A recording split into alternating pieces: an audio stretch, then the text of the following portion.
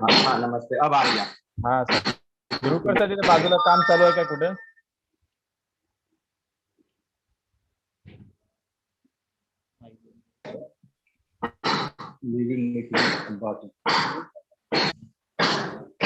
आ रही है आवाज? हा सर, आ रही सर, आ रही।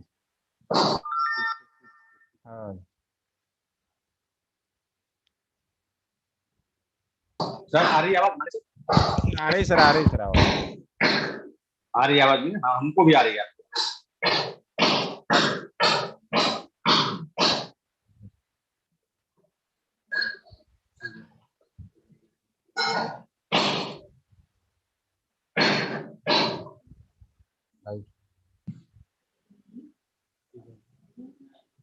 ठीक है सर। हाँ और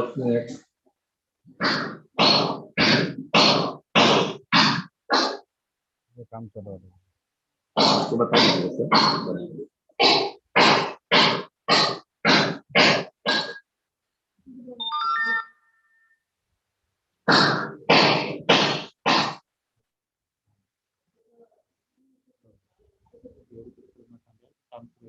हा, सांगितलं.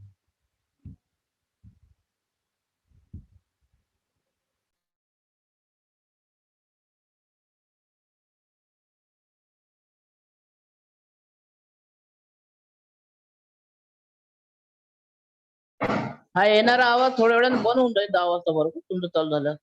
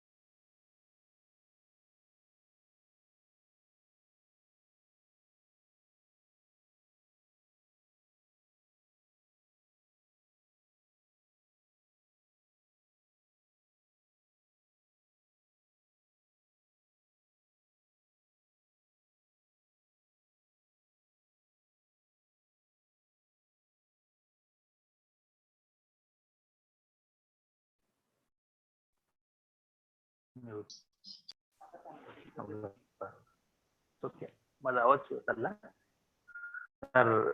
सो good morning Pandey sir.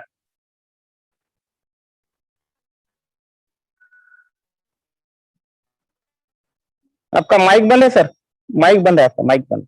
Mic बंद है? अच्छा, माइक अभी सर हेलो। नाउ? हाँ अभी आवाज आ रही है। हाँ यस यस। अच्छा यस। Okay okay. हेलो। कहीं काम चालू है क्या सर? आवाज आ रही है वहाँ पे खटखट। हाँ आवाज बंद करो। नाही सर बंद करायचं ना आवाज. हाँ बंद करून द्या सर, ते आता थोडा वेळ बंद करून द्या. सरांचं किमान होईपर्यंत, सरांचा माईक जेव्हापर्यंत सुटेल तेव्हापर्यंत बंद करा. नाही चालू झालं तर आम्ही बंद करतो. हाँ हा जस्ट आता 2 मिनिटात चालूच करतील ते. बंद करो। सर. हाँ मेरी आवाज आ रही? आ रही सर, आ रही. आवाज बंद करतील म्हटलं. Good morning Puri sir. Hello. Good morning, good morning sir. Good morning, good morning.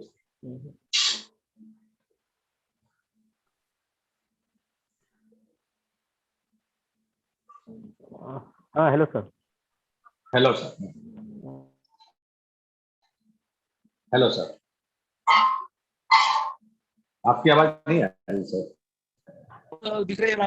Puri sir, YouTube वाली देऊन टाकाल ग्रुपवर टाकून द्या.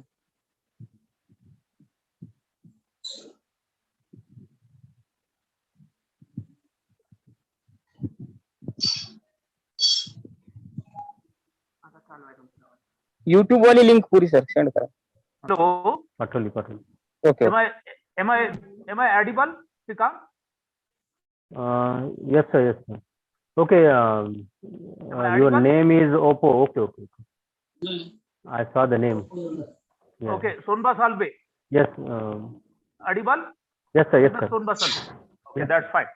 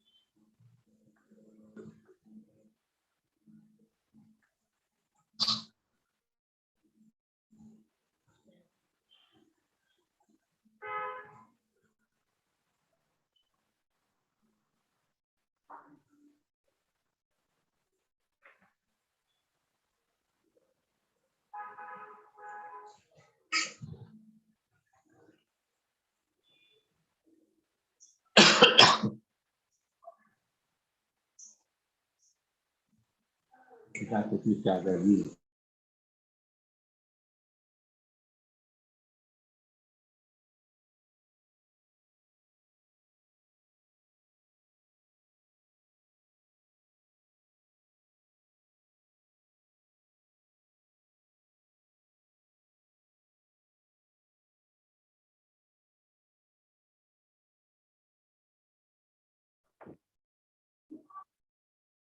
Good morning.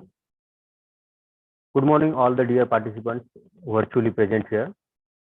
The English Department of English Mahavidyalaya, Warora, District Chandrapur of Maharashtra, has organized this one-day national conference on recent trends in creative writing. First of all, on behalf of the Department of English of the college, I cordially welcome all the virtually present delegates, principals, professors, and scholars from various colleges and universities across the country. On this occasion, the principal of our Lokmanya Mahavidyalaya, Warora, Honorable Dr. Subodh Kumar Singh, will preside over this session. The former principal of our college and member of executive body of Lok Shikshan Sanstha, Warora, Honorable Dr. Brahmadatta Pandey, will inaugurate the conference.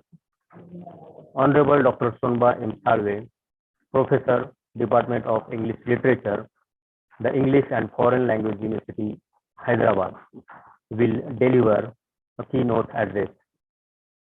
Honorable Dr. Dayanand Mane, Head, Department of English, Arts, Commerce and Science College, Shankar Nagar, Nanded, is present as the resource person for this online conference. Honorable Dr. Somnath Barure, PG Department of English, Vasantrao Naik Government Institute of Arts and Social Sciences, Nagpur, is the resource person and chairperson for the second session of this conference. We have organized this conference to provide an opportunity to the scholars to discuss the recent trends in creative writing.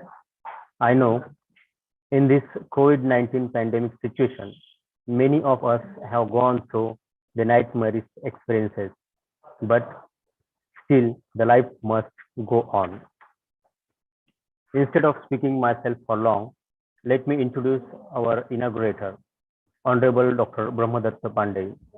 He is the former principal of Lokmanya Mahavidyalaya, Warora, and member of executive body of Lok Shikshan Sanstha, Warora. He is a poet, translator, mathematician, teacher, and orator. He published Angan, a collection of poems, Gitalika, translation of Srimad Bhagavad Gita, and 2 books of mathematics. He has mastery over English, Hindi, Marathi, and Sanskrit. He had worked on many committees of Gondwana University, Gadchiroli. We always follow the path that he have paved for us. With this, I request Honorable Dr. B.R. Pandey to inaugurate the conference. over to Dr. B.R. Pandey. Okay.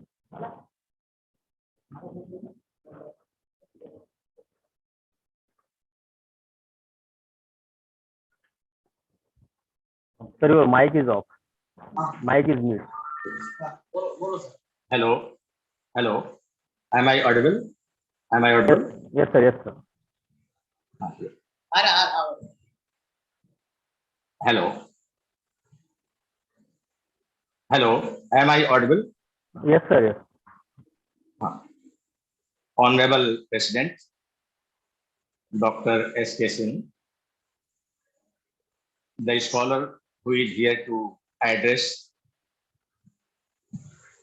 as dignitary and the keynote addressee, Dr. Sonba Salve, resource person, Honorable Dr. Dayanand Mane, Dr. Somnath Barure, and scholars gathered from all over the country to attend this one-day webinar on recent trends in creative writing in English.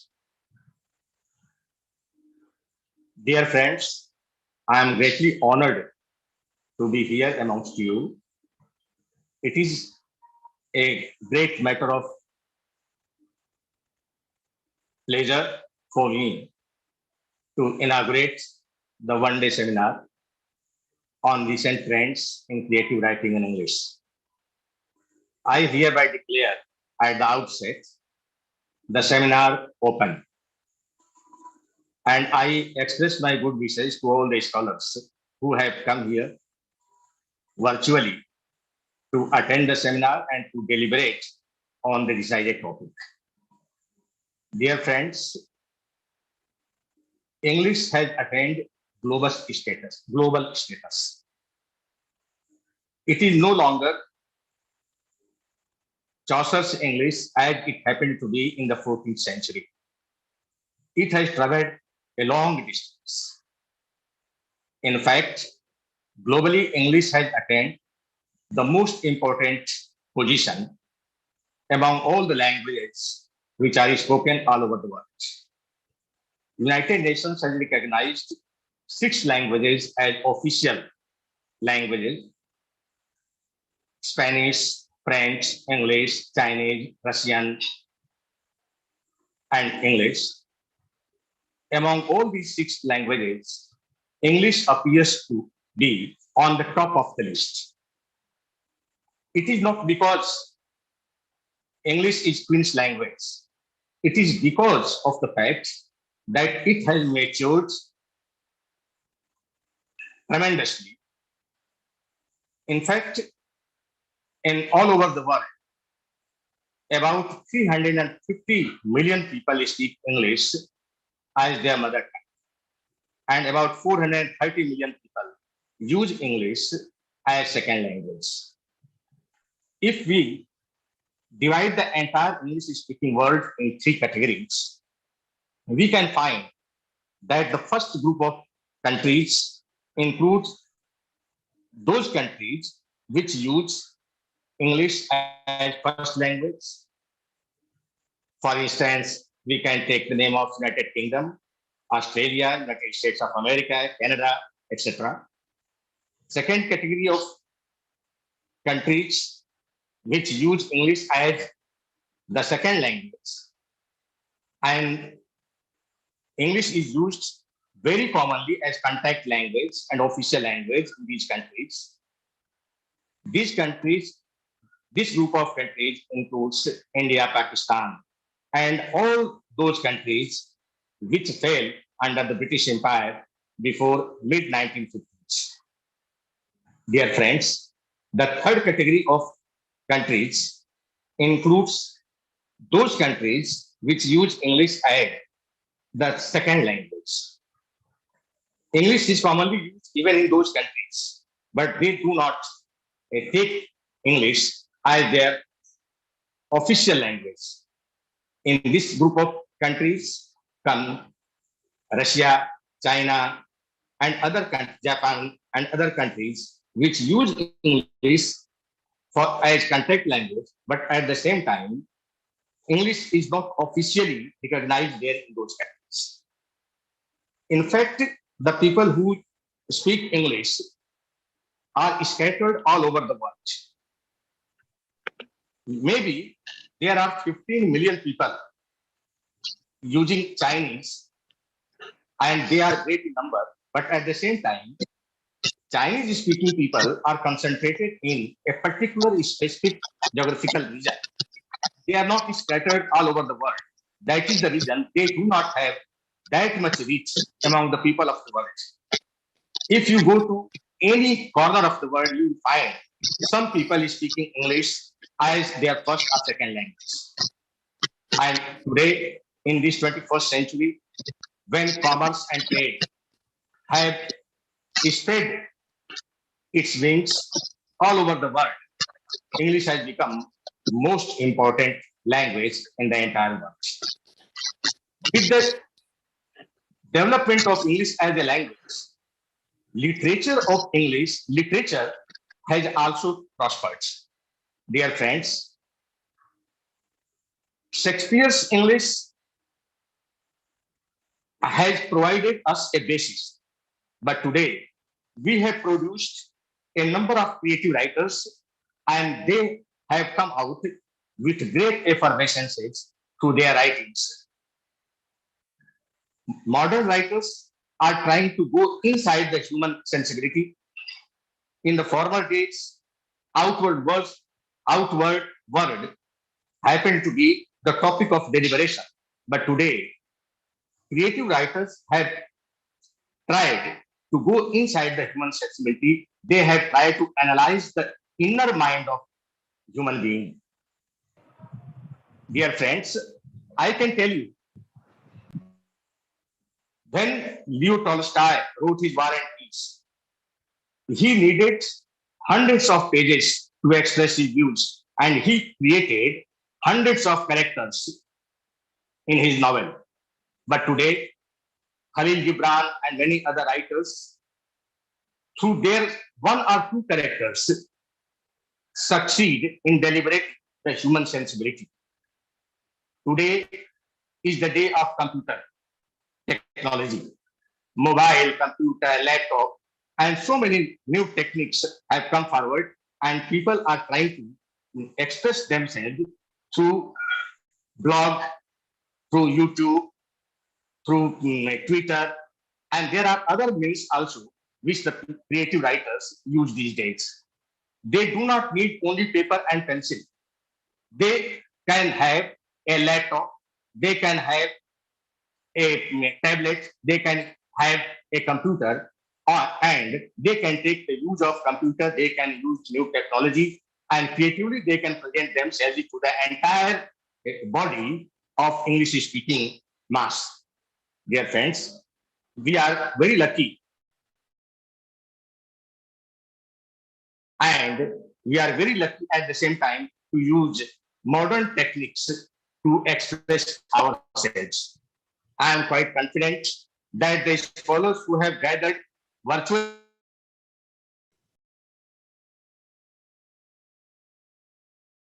to attend this seminar will do this, and I am quite hopeful of the fact that these scholars will definitely churn out something very concrete for the generations to come. I express my good wishes to all of you, and I know that your scholarly deliberations will definitely pave new paths of creative writing. English itself is very mature, but every language is always in the process of maturing. English is also in the process of maturing. It has not reached the peak. Peak is still far away, and we have to go far, far away creatively. But I am quite sure that the writers that modern India or modern world has produced will definitely give us something very concrete so as to establish the ideal world of humanity, and human creativity will definitely go ahead far and wide in order to bring peace, and prosperity to the entire world. I am quite sure literary people, scholars, geniuses try always to bring about harmony in the entire society. Today, we are passing through a very bad phase. COVID-19 has taken us under its grip as a great pandemic.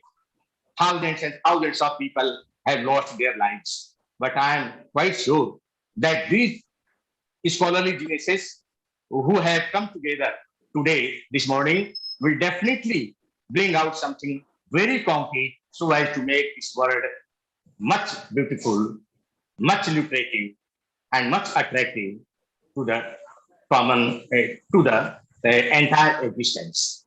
Dear friends, I express my good wishes to all of you. You are all great scholars. You are creatively very active. Definitely, you will succeed in bringing out something very concrete and attractive for the generations to stand upon and to bring forth new creativity to express their creativity in the coming days. Dear friends, with this, I again express my good wishes to all of you, and I inaugurate this function. Your deliberations that will just follow will definitely make us more potent, more confident as thinkers, as deliberators, and as students of literature and language. I express my good wishes. I thank Professor Srikant Puri and Principal S.K. Singh to provide me an opportunity to be among you. I am greatly honored. Thank you. Thank you so much. Sir, I also request you to publish the CD of these research papers. Okay. Okay. Thank you.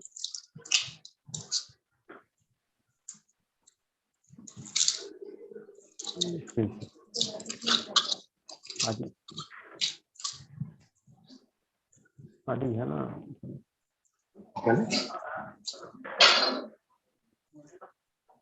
Hello.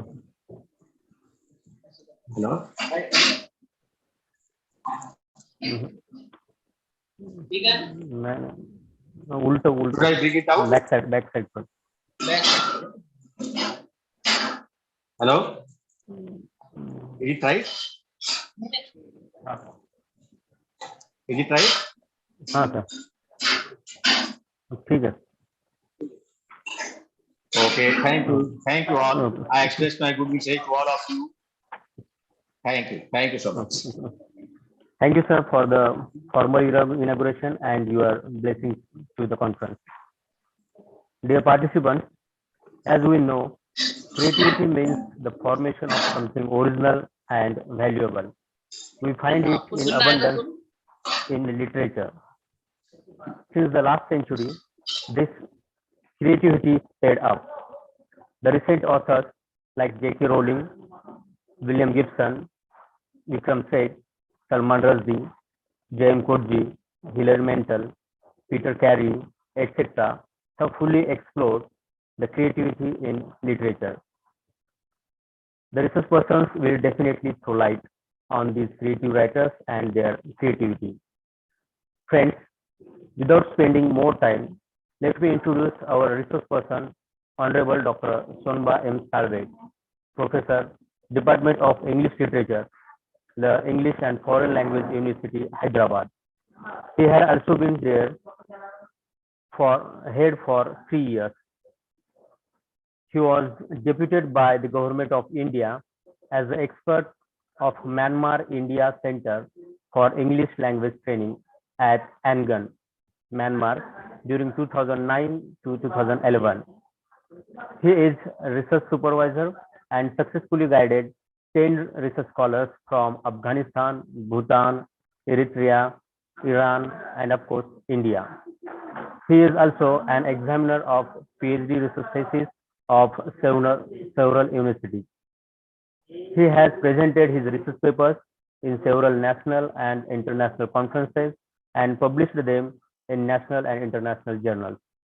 He acted as the chairperson of many UGC-sponsored national seminars. Professor Salve has 20 publications, including one book on thematic and stylistic study of the novels of Vikram Seth to his credit.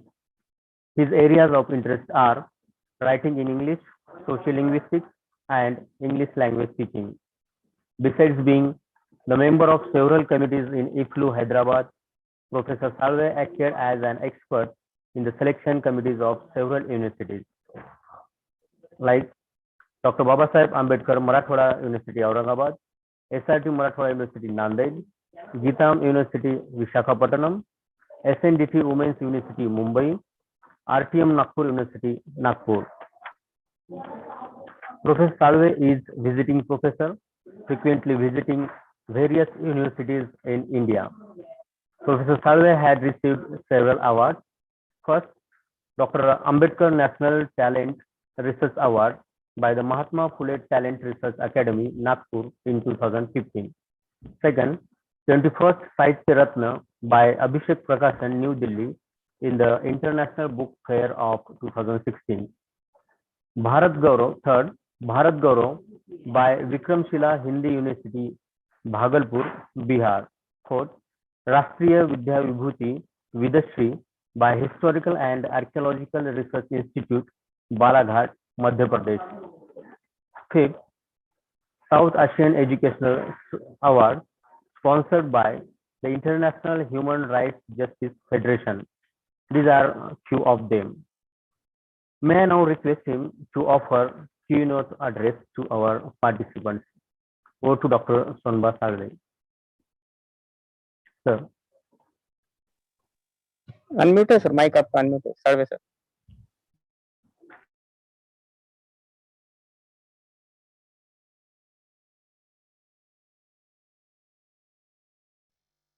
Now, is it audible, sir?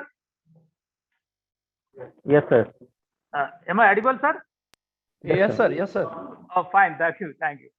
So, Honorable Dr. Brahmadatta Pandey, sir, the member of Lok Shikshan Sanstha, Varora, District Chandrapur of Maharashtra, Honorable Dr. Subodh Kumar Singh ji, the Principal, Lokmanya Mahavidyalaya, Varora, District Chandrapur of Maharashtra, Srikant Puri, the convener of webinar, other dignitaries, the teaching staff, non-teaching staff, and all the attendees of the webinar. Warm warning to all of you. If the pre-independent writers dealt with nationalism and patriotism, the post-independent writers faced the challenge of handling the newfound political freedom. Sea changes have been occurred in the field of literature after independence. There is shift in the voices of modern writers in English, painting India as dynamic in an attempt to transform the traditional India to modern India.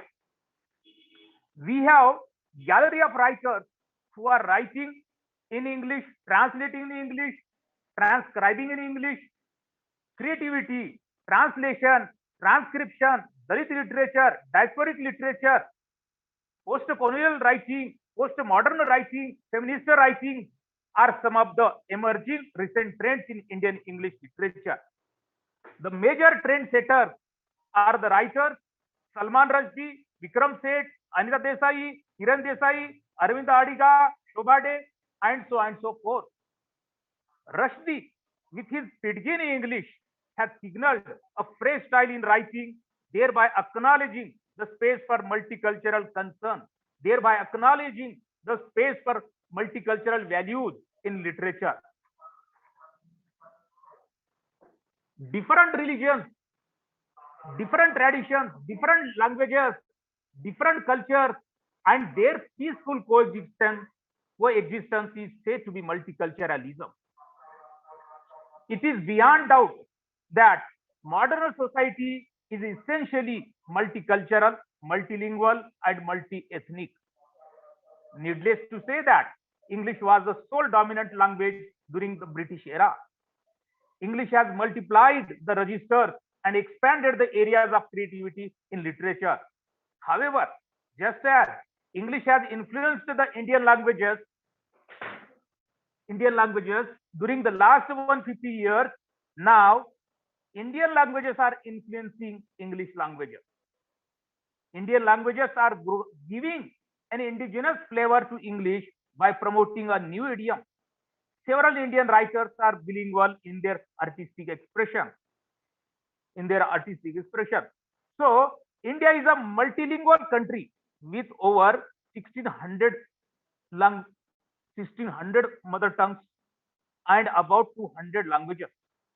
India being multicultural, multilingual country, its education commission, be it Kothari Education Commission or be it 1980 Education Commission, speak about multicultural approach to education. The Education Commission recommend 3 language formula, that is English, Hindi and one regional language depending upon the state. The Indo-English writer's choice of code switching is a natural one in the multilingual and multicultural Indian society. Hindi being the lingua franca of the multilingual country like India, it is widely being used by the Indians in their expression, be it spoken expression or be it written expression. It can be said that because of the amalgamation of multiculture, code switching and code mixing English has become inevitable. Thus, language develops as well as represents the culture, and the culture also influences the language. In this way, language and culture both are correlated to each other.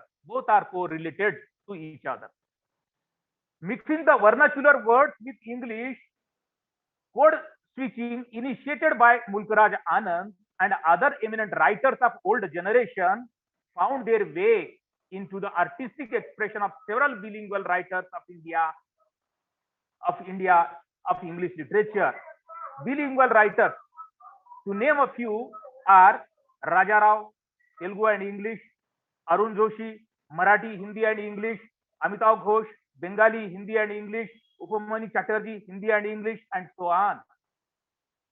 Code mixing, code switching has been defined by various scholars.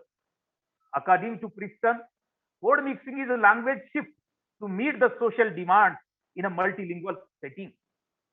According to Erwin and Tripp, a speaker in any language community normally who enters diverse situations has repertoire of speech alternatives which shifts in the situation. From these definitions, it is clear that the code mixing is one of the communicative strategy which is practiced only in the multilingual context, multicultural context. Code switching entails transferring or switch of linguistic units from one language into another code or into another language, resulting in a linguistic interaction and resulting in a new utterance. Code switching is based on the communicative competence of the speaker, who has the linguistic competence of the 2 languages. The speaker is aware of the knowledge of the grammar, lexicon, and rules of speaking 2 languages. Code mixing, code switching is abundantly found in the novels of Anita Desai, in the novels of Vikram Seth, in the novels of Shobha De, and so many other writers, which could be evident from the example. Levels of code mixing, levels of code switching. Tag mixing or switching is said to occur when a tag of one language is inserted in the utterance of other language. For example, she is very beautiful, Haina, question mark, interrogative mark. He is genius, मालूम क्या? I will do it for you. ठीक है? तो ठीक है, मालूम क्या, Haina. These are the Hindi tags. So, code mixing at another level, that was code mixing at tag level, code mixing at intersentential code mixing. Intersentential. So, it means one class of Hindi, one class, another class of English. Intersentential code mixing. Example, not to go there, but you did not listen to me. Ab bhogo. Sentence starts with dekha, exclamatory mark. I told you not to go there, but you did not listen to me, comma, ab bhogo. Abhogo and Dekha these are the insertion, mixing of in vernacular language, that is Hindi. Another example, मैंने novel खरीद लिया, class, entire class of Hindi. मैंने novel खरीद लिया, but I did not read it. Third example, अरे Sahib, what are you talking about? In custody by Anita Desai. अरे Sahib, what are you talking about? Fourth example, give me money फटाफट, suitable by Vikram Seth. Give me money फटाफट. So फटाफट is Hindi word. Next, अच्छा sister, then I will go, in custody by Anita Desai. अच्छा sister, then I will go. Next example, stop it yaar, bye bye blackbird by Anita Desai. Stop it yaar. Yaar is a Hindi word. Stop it English. So next level is intra-sentential code mixing. Intra, within the sentence, within the class, there has to be some insertion of Hindi word. Within the sentence, within the class, intra-sentential code mixing. She is the one, example, she is the one who लगाws a lot of bhav. Sultry days by Shobha Day, page number 181. She is the one who लगाws lot of bhav. Who लगाws lot of bhav. We all know कि ये सरकार निकम्मी है. Quoted from B.B. Kachru. We all know कि ये सरकार निकम्मी है. Third example, they are all lafda walas. Sultry days by Shobha Day. They are all lafda walas. Fourth example, all these Congress walas are the same. Suitable boy by Vikram Seth. The drunken man said, Bilkul no. Bilkul word has been inserted in English. The drunken man said by Bilkul no. Suitable boy. Next example, so you are his Sala. Suitable boy by Vikram Seth. You are forgetting the Guru Shishya tradition, in custody by Anita Desai.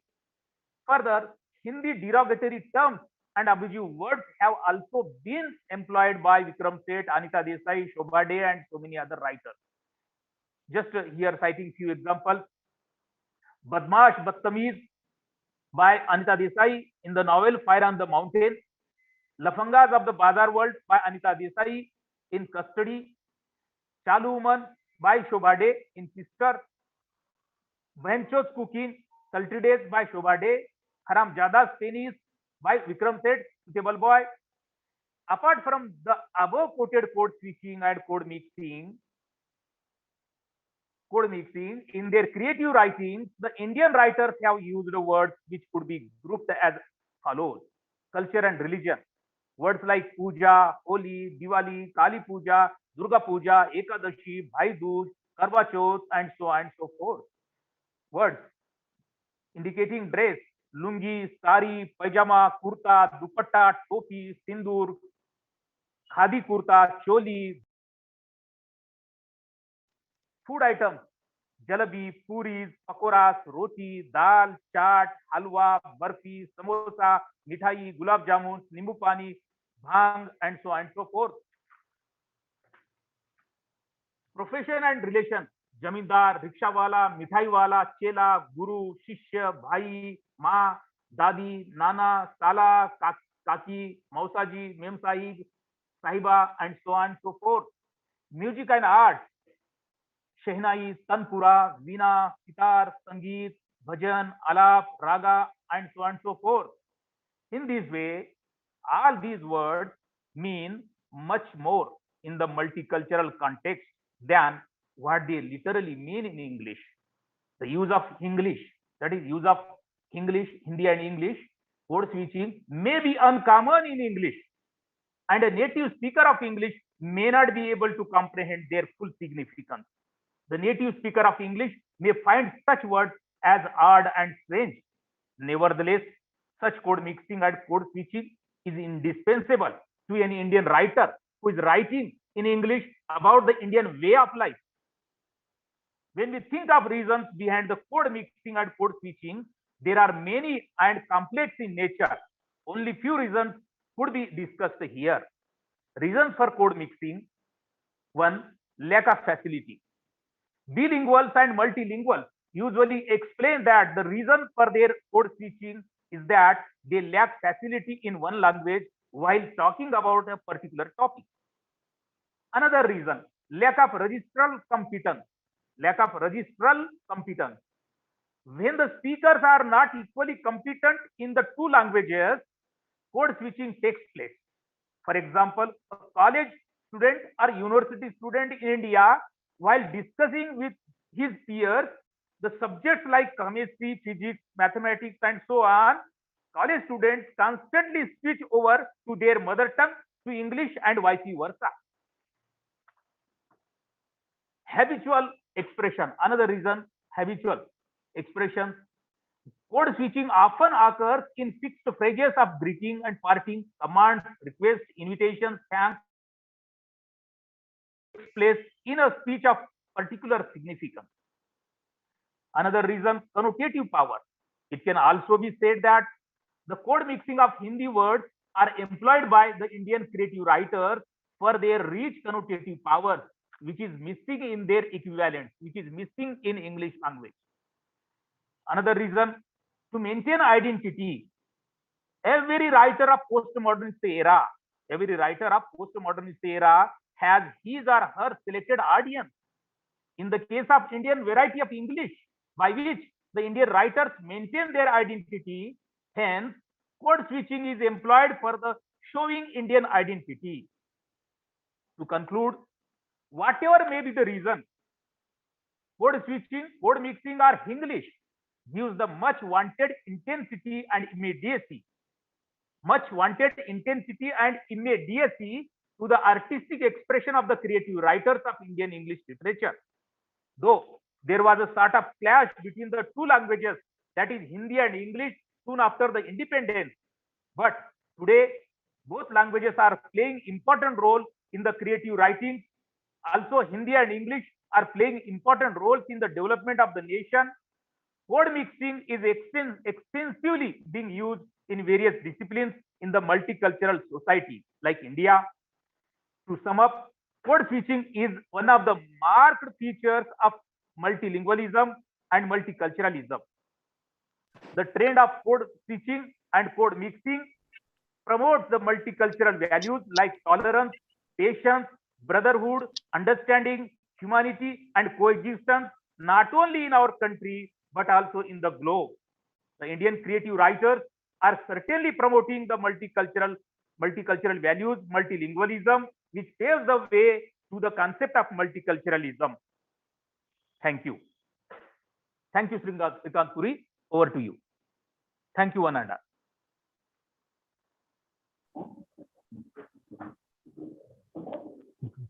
Thank you, sir, Thank you. for your keynote address and focusing on the linguistic and stylistic aspects or trends, especially code switching and code mixing in literature.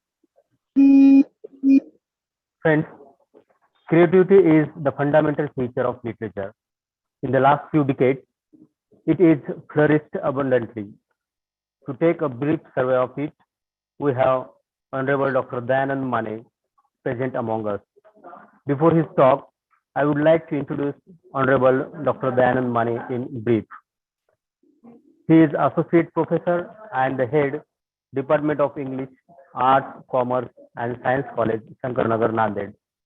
He has been there teaching English language and literature since last 26 years. He had been in charge principal. His areas of interest are Indian writing in English, Shakespearean literature, English poetry, soft skills, and value education. His research work is also notable. Dr. Dayanand Mane is a research supervisor, and 5 research scholars, one from Yemen, were awarded PhD degree under his supervision. 4 have submitted their thesis, and 6 more are registered for supervision under him. He is also an examiner of PhD research thesis of several universities. Dr. Mane has completed 1 minor research project funded by UGC in 2008. He has presented 21 national and international research papers. In addition, he published 9 research papers in national and international UGC listed journals.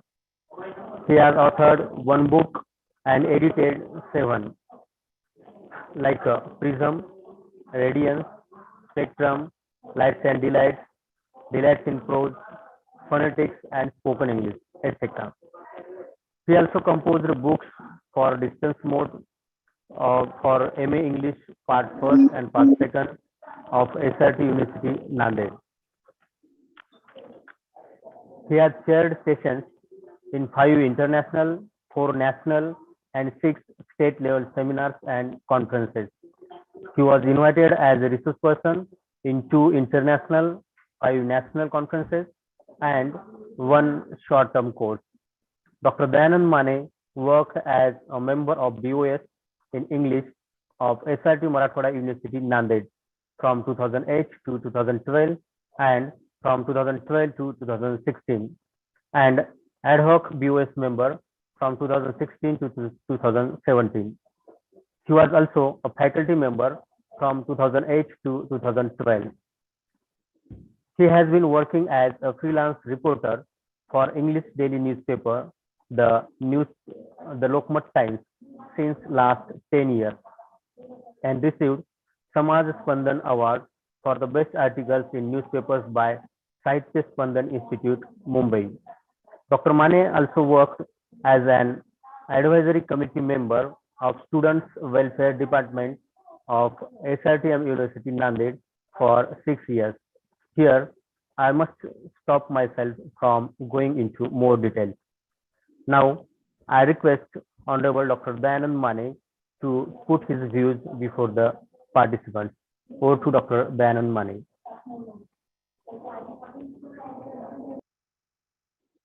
Good morning, all of you. Am I audible to everyone? Yes, sir. Yes. Yeah.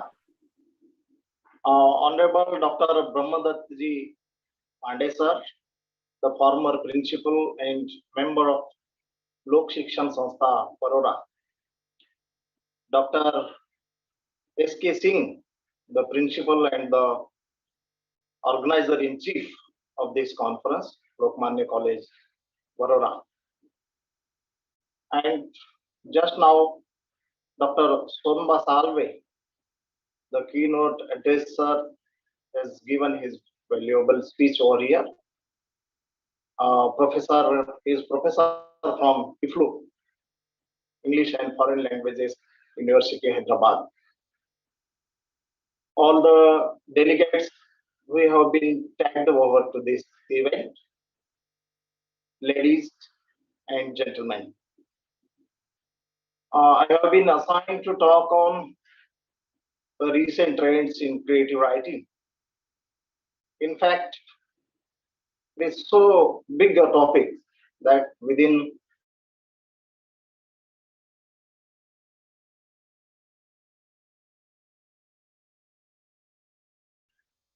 the constraints of time, I will be just summing of writing. Friends, let us first of all try to know what exactly to be creative. The meaning of the word creative is to be imaginative and productive, or it is an ability to be imaginative and productive. It is also an ability to create a text which is original and self-expressive. For last many years, a stamp has been put up that creative writing is the writing of the fiction, because the fiction writer creates plots, events, scenes, characters, and that way, this is a work of creative art. That is what the people used to say. Sometimes these creative writers create a world in itself, a big world of images, symbols, and everything. So creative writing is any sort of writing. We cannot confine creative writing to just a fictional word or fiction itself. Rather, we can say that creative writing is any writing that expresses events and emotions in an imaginative way and whose primary object is to arouse emotions. Creative writing can therefore be more close to fiction, because in fiction, the fiction writer creates events, characters, and all these things, and that way it is more close to it because the author uses imaginative narration, or these things are based upon facts and events. And the common ground for fiction and non-fiction writing is the creativity. The writer uses creativity to express his or her thoughts and emotions. So, for to be creative, one should be able to evoke the emotional and intellectual response. I can say that to some degree, all literary writing is creative. We cannot say that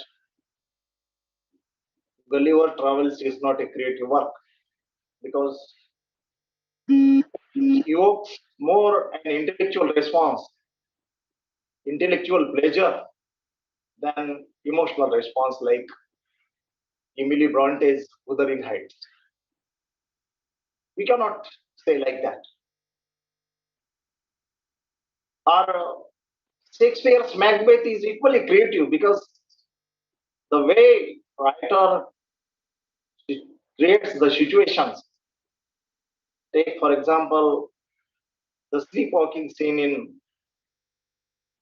Macbeth. This scene very aptly expresses the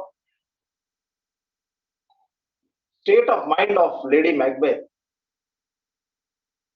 The words could not ever express such a gravity of situation as the sleepwalking scene can do it. This way it is more creative. So creative writing has been since the people started writing literature, may it be Greek or may it be Latin literature.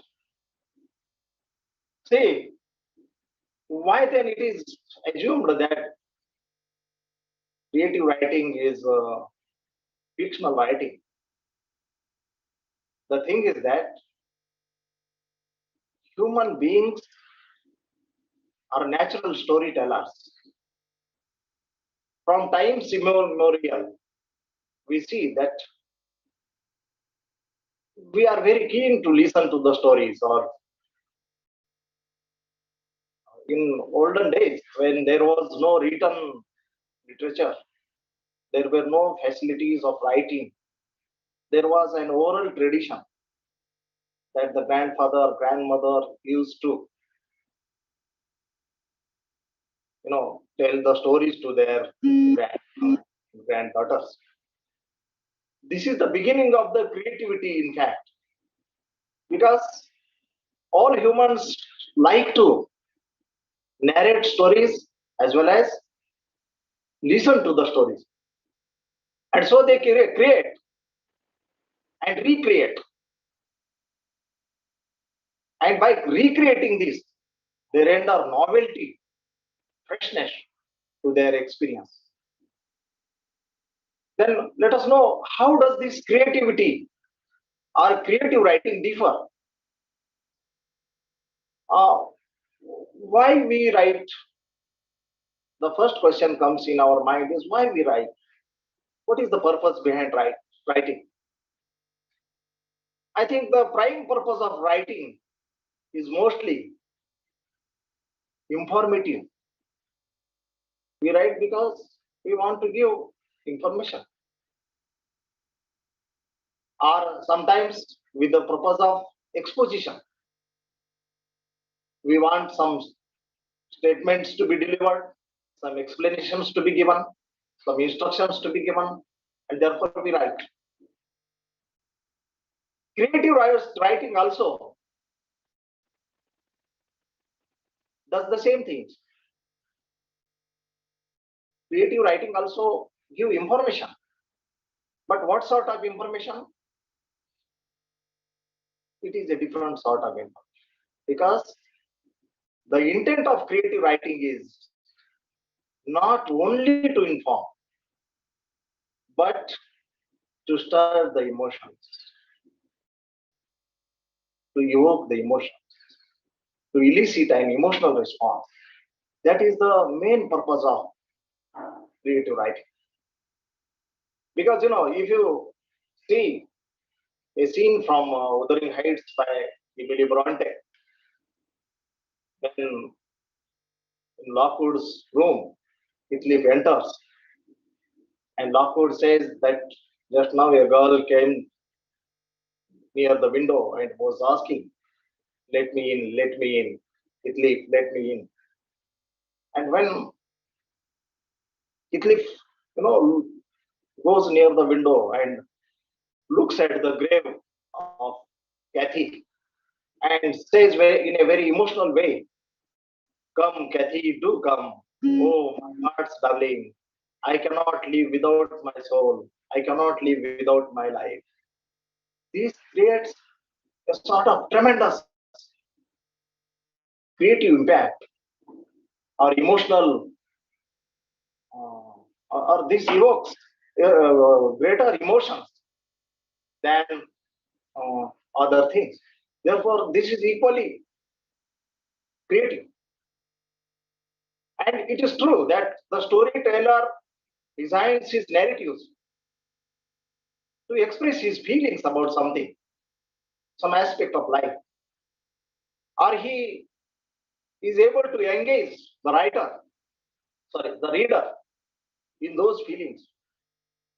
And this is rather a skill of a creative writer to engage his readers in a situation, in a plot, in the events, in the characters.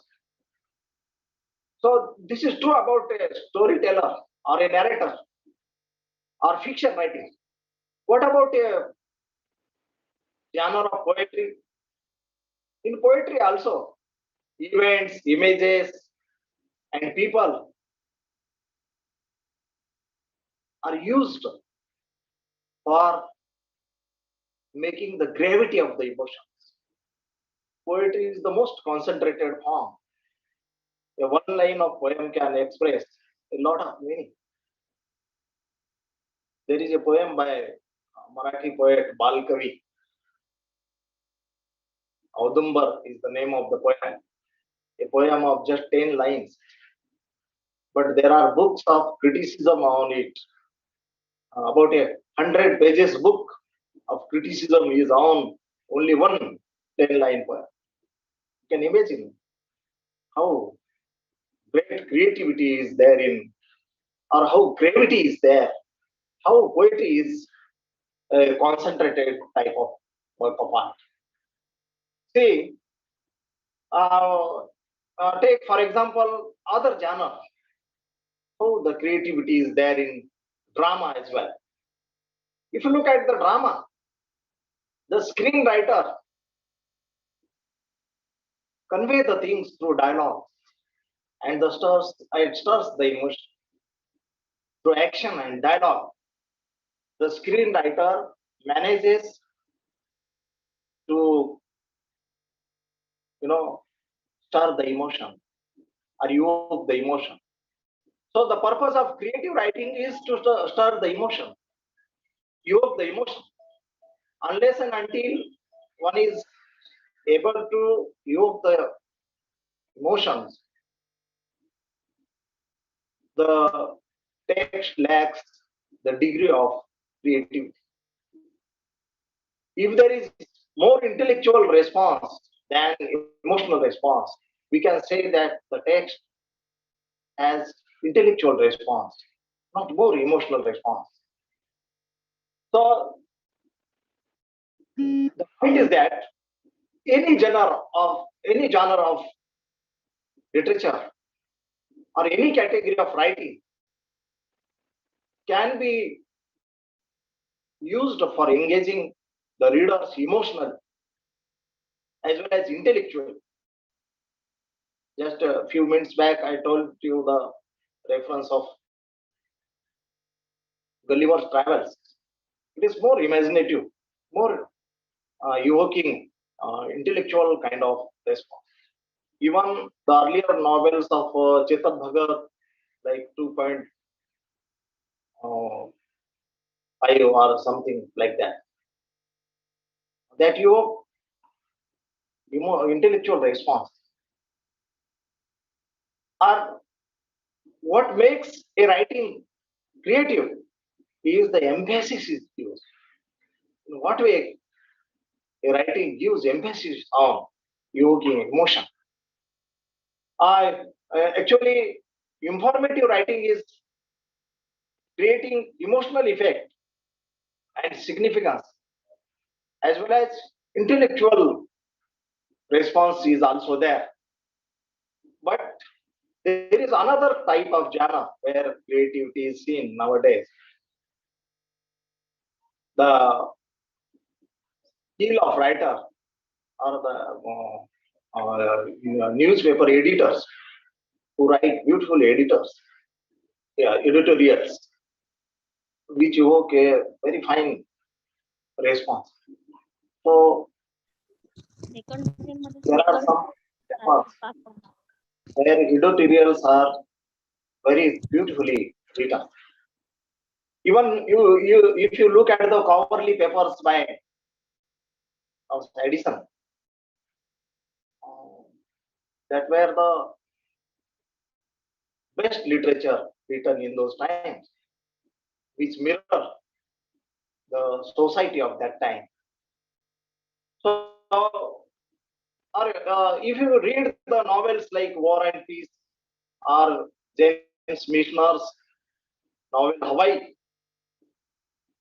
we see that the novels have creativity and information as well. Both carry equal weightage, equal importance. So the novel or sort of genre becomes more popular when it has equal weightage of informative as well as more intellectual response. But rather, it is a skill of the writer to turn the writing from informative kind to creative kind. How to create or how to turn the writing into informative or creative. That is the skill of the writer. See, even when we write fiction, we are dealing with reality. Many times we think that fictitious writing means imaginary writing is there, or it is not real. But the writer deals with reality. In fact, fiction doesn't mean false. Fiction is based upon reality because the writer applies ornaments of his language ability in the art of fiction. And the writer or a creative writer should have the ability to change the unfamiliar, familiar things into unfamiliar. Like if you read the poem S.T. Coleridge, Kubla Khan, you see that the familiar things start becoming unfamiliar when we read the Kubla Khan. So Coleridge had developed an art of changing the familiar things into unfamiliar things. Even Wordsworth had a different ability that he used to make the unfamiliar things familiar. The very mysterious things we used to feel when we read the text of Wordsworth. We feel that they are our day-to-day things, our things in our company. So this is how the fiction has got the power. Even fantasy fiction or science fiction give us totally created work. Therefore, when the writer is creatively engaged, it doesn't matter whether he is a fiction writer or a poetry writer or in drama writer, whatever it may be. What matters is that the sharing of the experiences and the emotions by the author. In what way he shares his experiences, emotions with the readers, and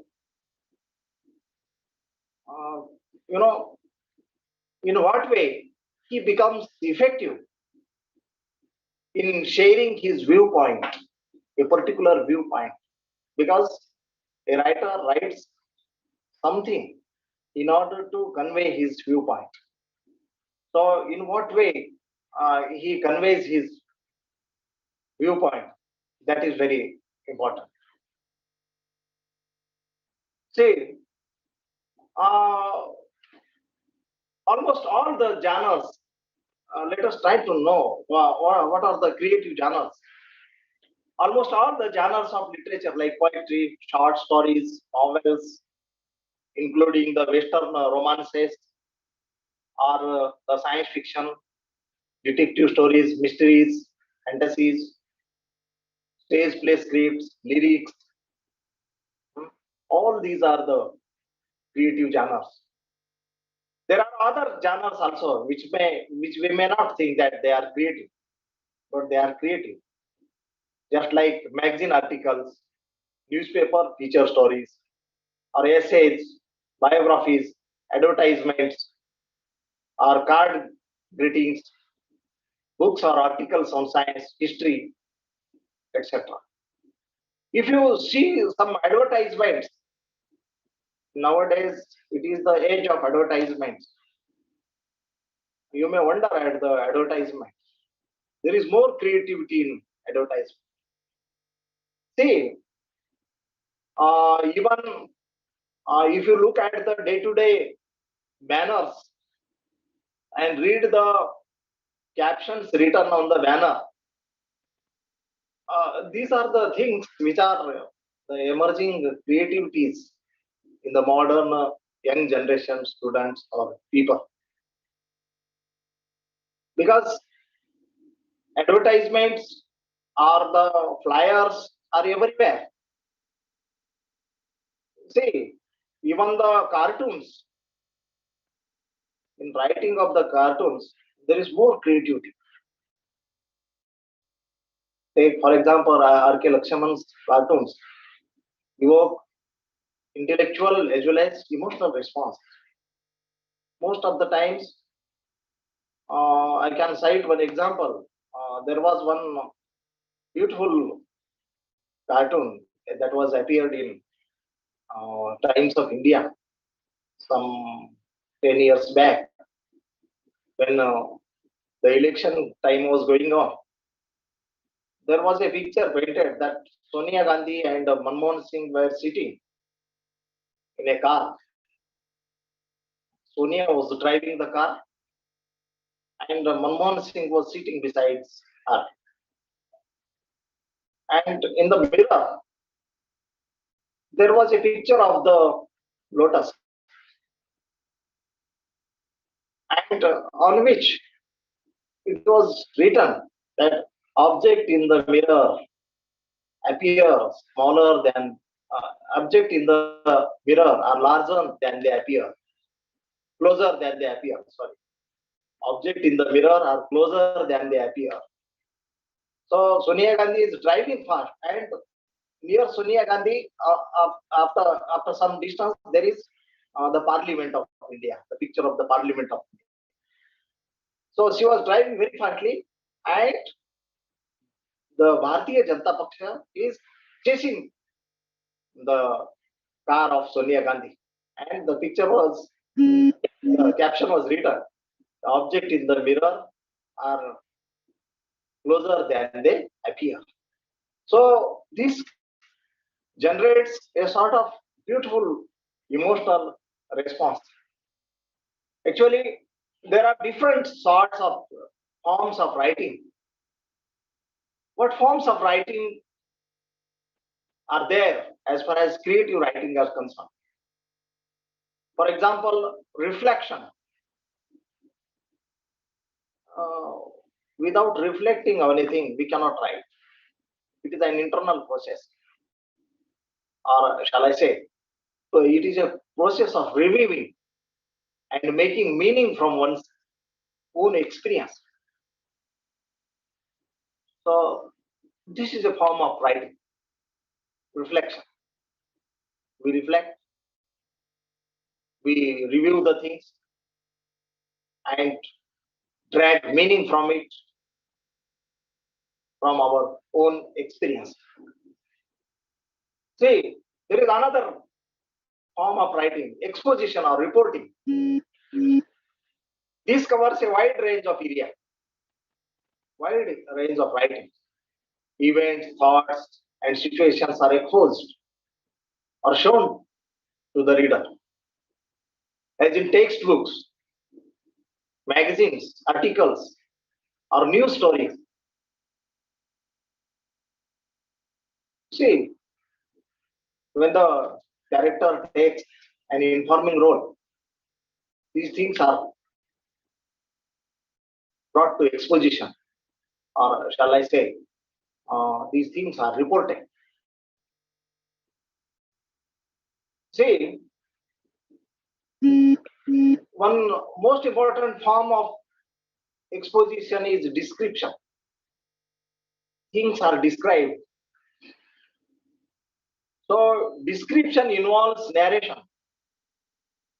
See, the reporting of information to convey an impression or feeling about a person, place, thing, or an idea. It is conveyed to description. So description can be a small part of a particular narrative. See, or shall I say, a particular part of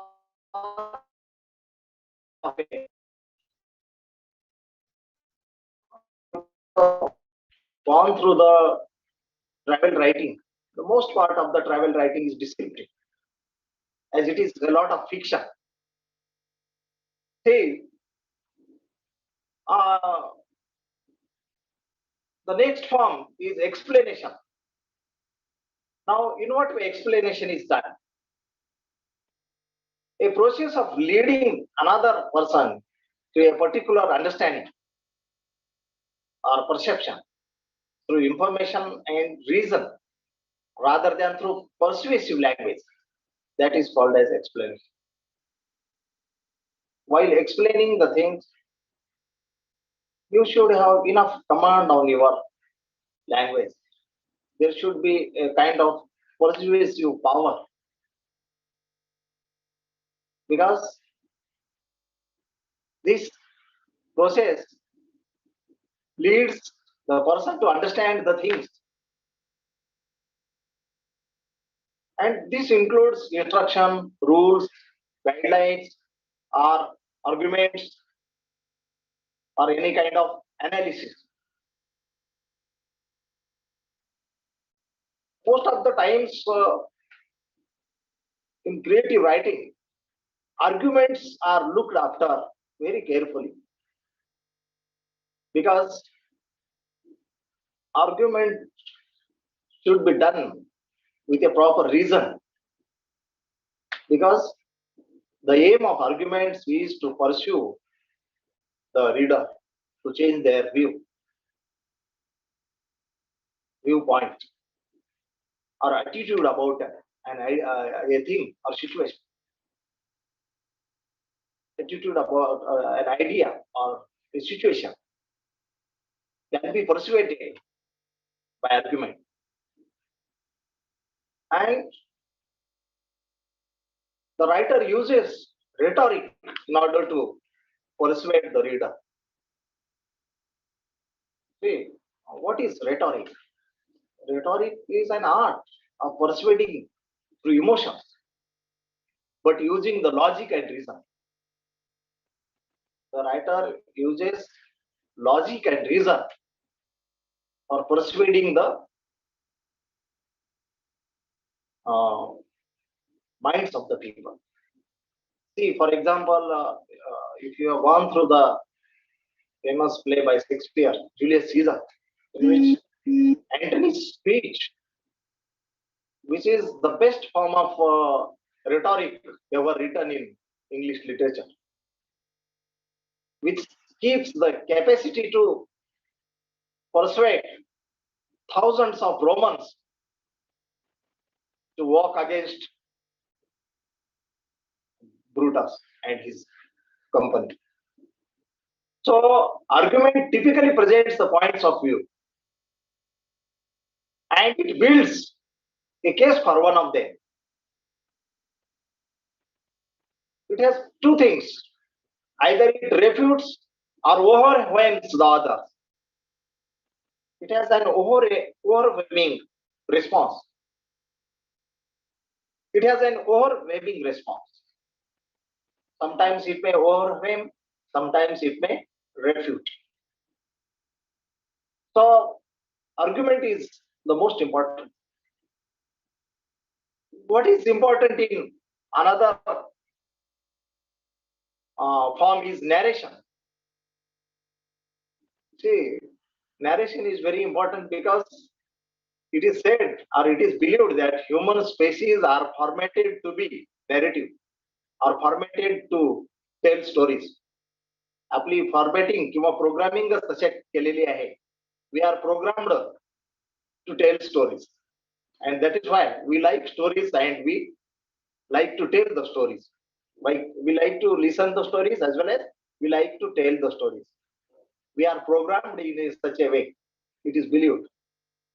So this is what the different forms of creative writings are there. Now I must move towards another aspect of creative writing, and that is what are the recent trends in creative writing. Actually, if we look at our background, our country, our place, no much writing is there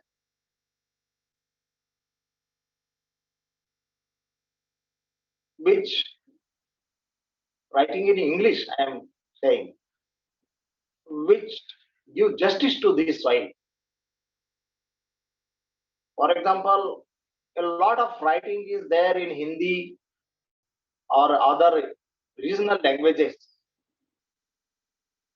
where there is enough creativity and that give justice to the land. For example, a lot of Adivasi literature is there. There is a need of translating this Adivasi literature because I think that literature in translation is the best form of creativity because it is recreation and that should be done. See, the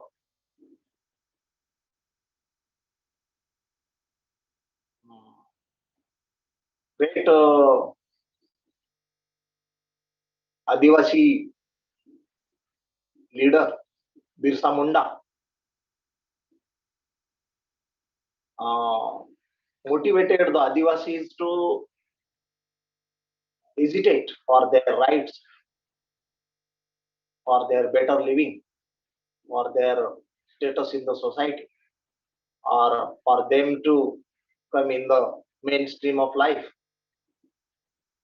and many writers have written with this inspiration by Birsa Munda.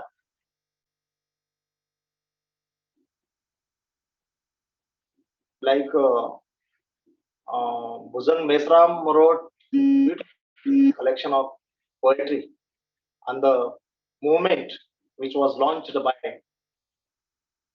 Birsa Munda. He gave title of that only to that particular. So there is a lot of literature that can be translated, that can be actually recreated and brought in English, because a lot of literature is written by the new emerging writers in the post-modern period, like Arvind Adiga, Vikram Seth, Chetan Bhagat. There are so many writers who have written novels and dramas. But literature in translation is must, because India is a multicultural country and regional literature is very rich in India.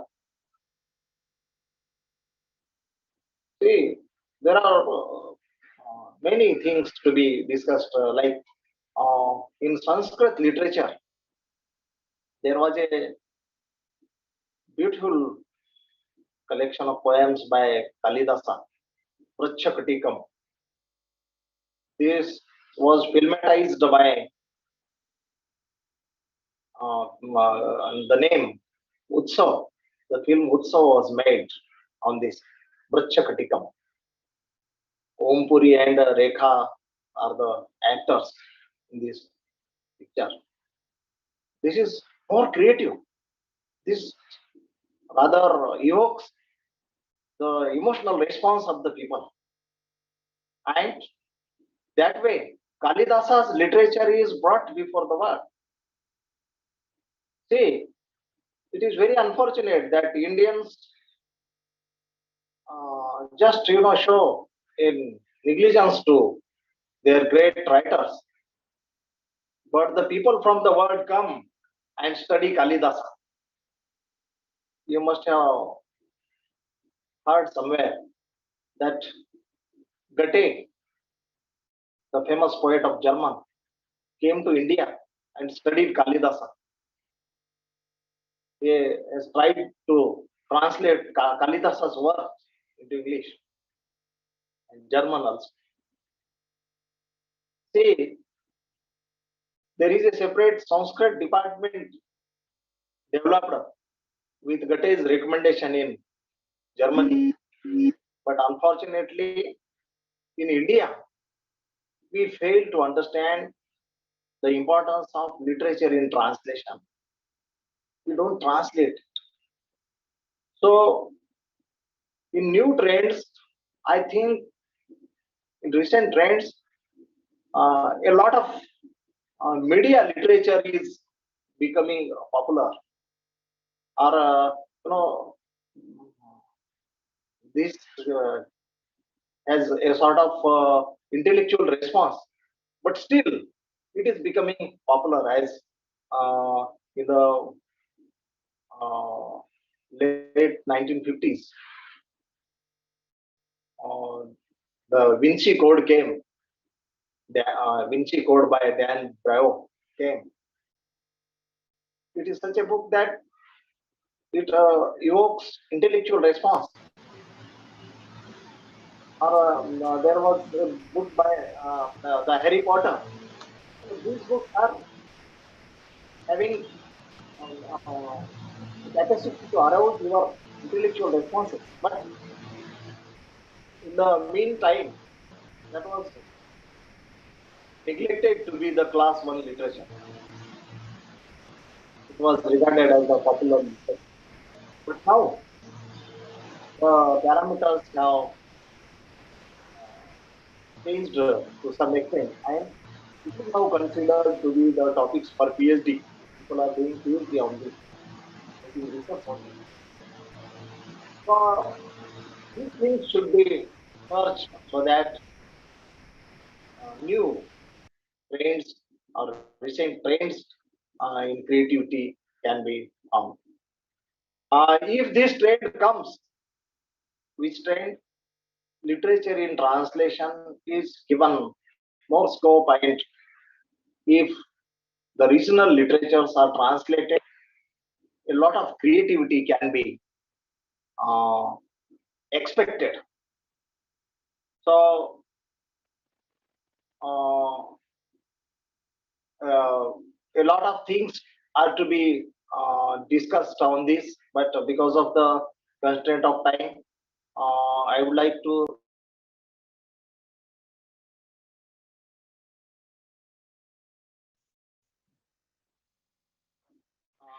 I will stop here.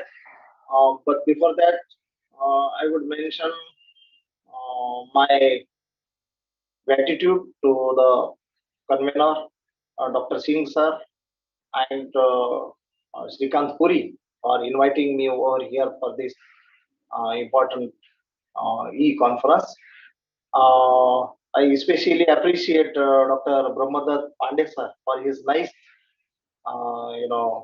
inauguration of the session. His language and his creative nature became visible with, though he is so old a person, his speech and his style of speaking was very nice. I express gratitude to all the organizing secretary, organizer in chief, Dr. Singh sir, and all the delegates for uh, taking pains to listen to me all this way. Thank you very much. Thank you, sir. Thank you for enlightening reflections on the topic and explaining the conference title by giving suitable examples. I am sure the participants have enjoyed your address. Without taking more time, I would like to call upon the writer, research supervisor, successful administrator, and our principal, Honorable Dr. Subodh Kumar Singh, the chairperson of this session, to offer his presidential views. Over to Dr. Subodh Kumar Singh. Very good morning, all of you. Hi. Very good morning, all of you. Today we have organized a national webinar on the topic recent trends in creative writing. For this purpose, our inaugurator is Dr. B.R. Pandey, sir, member, Lok Shikshan Sanstha, Baroda, and former principal, Lokmanya Mahavidyalaya, Baroda. Our keynote speaker is Dr. Sonma Salve, my friend and professor, EFLU Hyderabad. Our resource person is Dr. Dayanand Mane, head of the Department of English, Arts, Commerce and Science College, Shankar Nagar, Nanded. Participants from different colleges and universities, first of all, my best wishes to all of you. Here, I am here the chairperson of this webinar, but I am also a student of English literature. So, first of all, I want to speak few lines on how recent trends shape English literature. How recent trends shape English literature. My few lines aim to focus and illustrate how recent trends such as e-book technology, digital media, blogging, and other form of social networking play a significant role in English literature today. These trends are useful in promoting to exchange of ideas and access to vital information that assist the analysis of literary work. Digital media also proves to be important.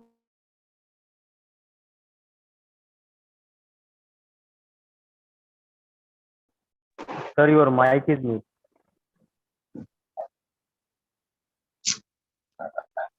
Okay, sir. Okay. Hello.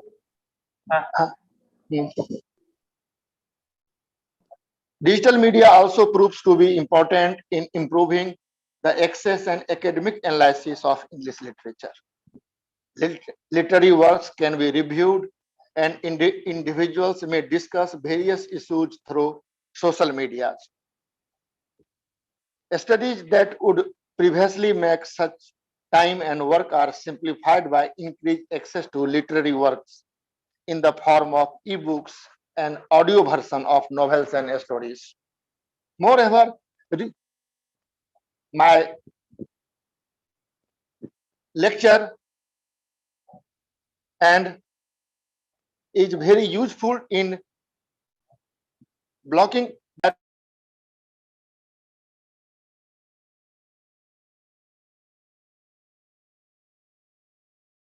some thinkers feel that social media in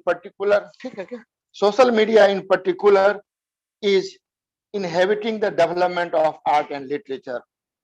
Various advantages are associated with modern technology regarding the decrease of quality of literary work.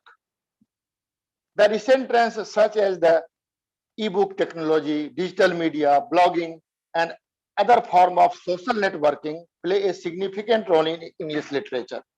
The primary aspect of English literature that the modern media affects in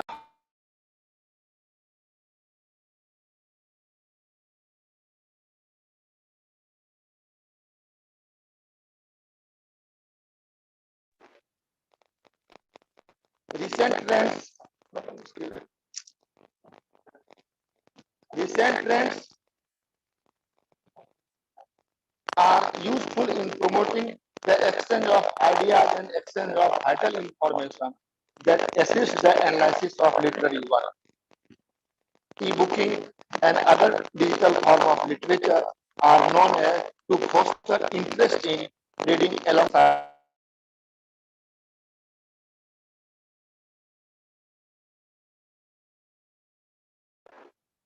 some authors argue that modern trends such as social media have rather a positive impact on English language and literature. Other writers also agree that globalization implies that writing style ought to change, that social media help to effect the change of literary writing. However, other thinkers feel that social media in particular is inhibiting development of art and literature. For instance, there are too many stories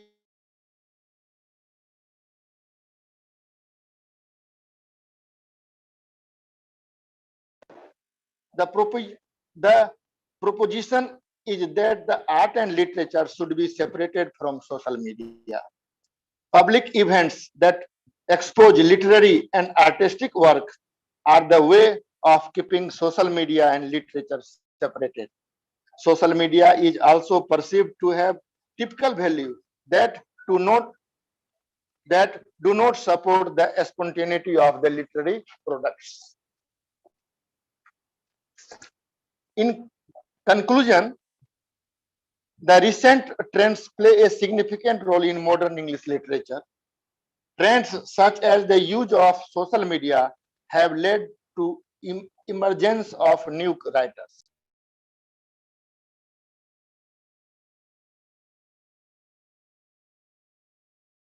Of writers who use social media sites such as Facebook, Instagram, Twitter to expose their literary works.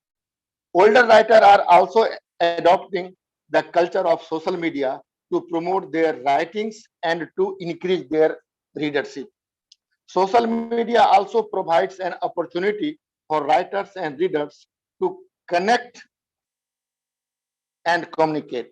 Moreover, literary works can be reviewed and individuals may discuss various issues through the social media. Facebook, Twitter, and Instagram are also instrumental in mobilizing the people against social voices. Moreover, Facebook and other social networking forums are useful tools for discussion and analysis among scholars in English literature. Digital media also proves to be important in improving the access and academic analysis of English literature. Studies that would previously take much time and work are simplified by increased access to literary works in the form of ebooks and audio version of novels and stories. Moreover, my research speech are availed in the various blogs such as the social access. Our keynote speaker, Dr. Salve, and resource person, Dr. Mane, has presented their views very effectively and very convincingly. I hope that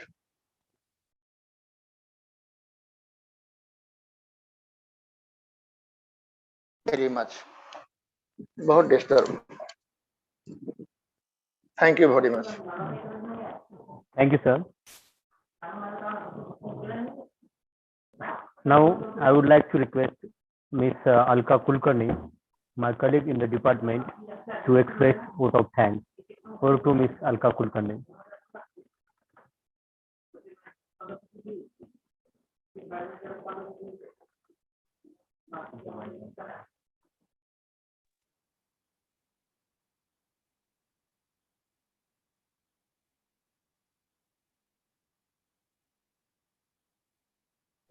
Kulkarni madam. Hello. Kulkarni madam. Yeah. करत आहे एक minute.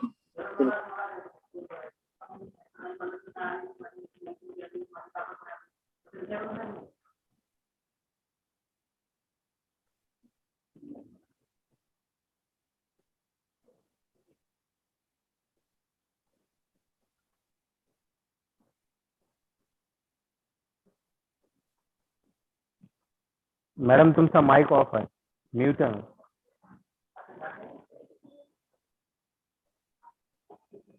पिलगुरुवार सरांचा mobile वापरा madam, आवाज येत नाही. Hello, आवाज येत नाही. पिलगुरुवार सरांचा मोबाईल वापरा. Okay.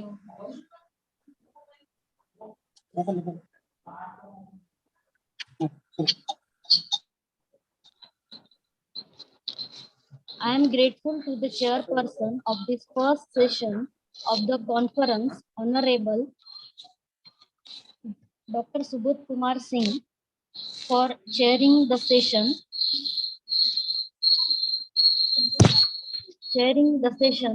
His successful planning and support has brought this conference into reality. Thank you very much, sir.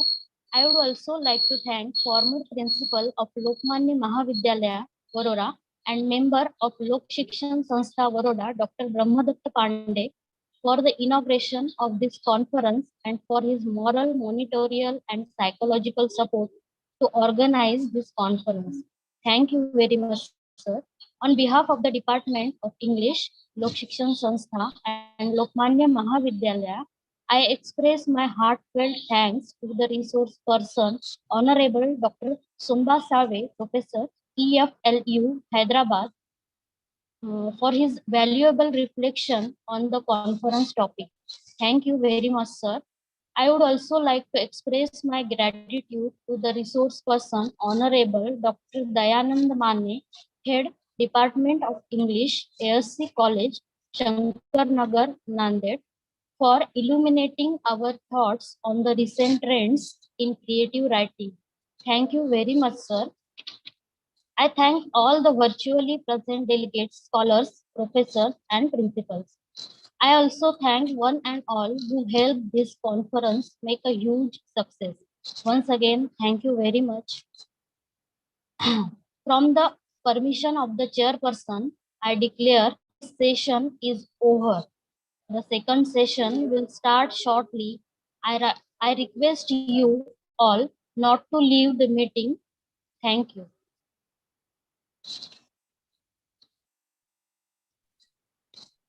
Thank you, madam. Once again, good morning.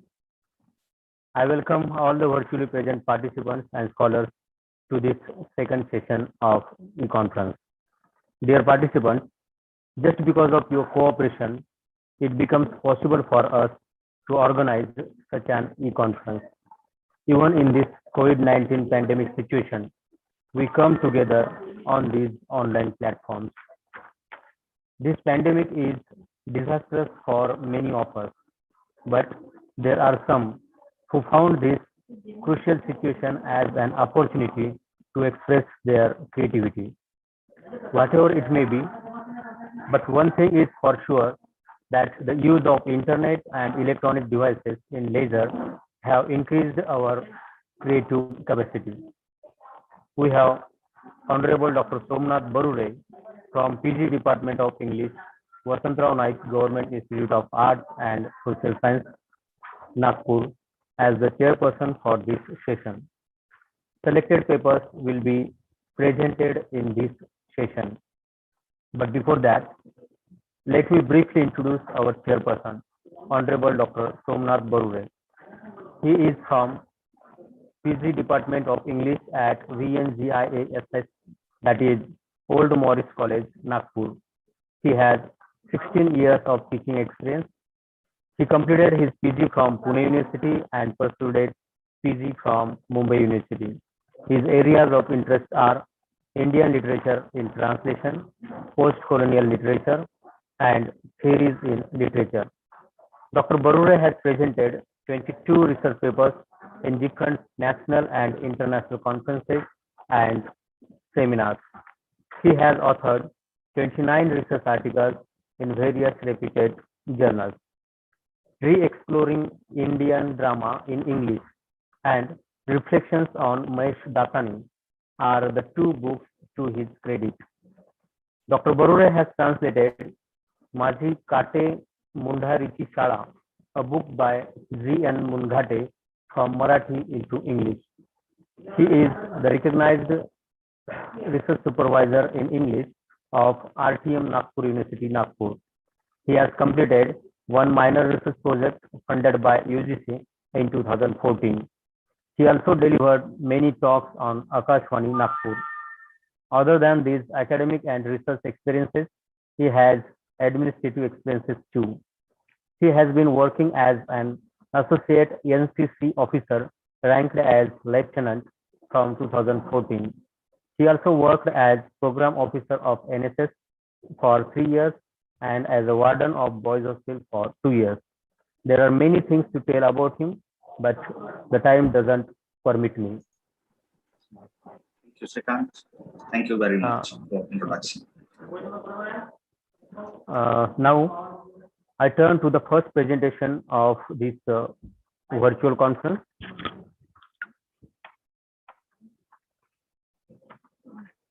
Before that, I would like to tell you to the presenters that you have to conclude yourself within 7 minutes. Our first presentation is of the research paper on epistemology reversed, an interrogation into the idea of creating contemporary commercial and their post-truth implications.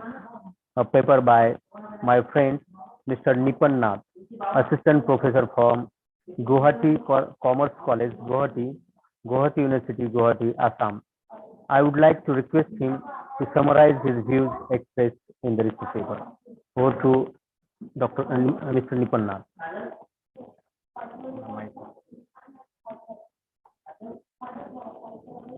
Sir, your mic is mute. Am I audible, sir, now? Yes, sir. Thanking my friend, Srikanth Puri, sir. And the president of this particular, chairperson of this particular session. Here I start my paper. Title of the paper goes like this: Epistemology Reversed, an interrogation into the idea of creating contemporary commercials and their post-truth implications. So since advertisement is also a part of creative writing nowadays, so we have a particular conceptualizations that there is a possibility of epistemology being reversed in a newer dimension, and that is due to the creations of certain contemporary commercials. So at this moment, when one is enjoying Arnold Schwarzenegger's movie, The Last Action Hero, in a stunning home theater and having the localized dish Domino's pizza delivered by a Swiggy boy and paid through ATM, the altered positions of classical epistemology, what we used to have earlier, cannot be understood naively and accepted innocently. The secondary position of represented maneuver is getting reversed, and thereby getting reversed. And inversely, the primary locus of the hardcore affairs is getting shifted, whereby the epistemology accentuating the reality of this all-pervading advertised world has undergone key changes. On the event of such essential change in relation to both the phase and phase, that is the reversal of epistemology, the present paper attempts an interrogation into the idea of creating certain select commercials of recent times and to analyze how such commercials are or will be implicating the process of representation after theory, during after theorization and post-truth vicissitudes. So I'd like to share my screen here. I'm trying to do that. I think I'm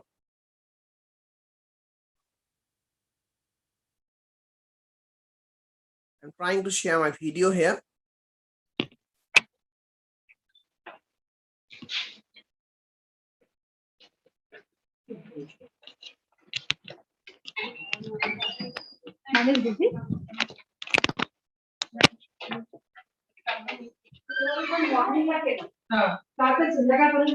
Saturday Sunday free आहे Sunday का होऊन जाईल हा ready मला phone करते इकडेच तर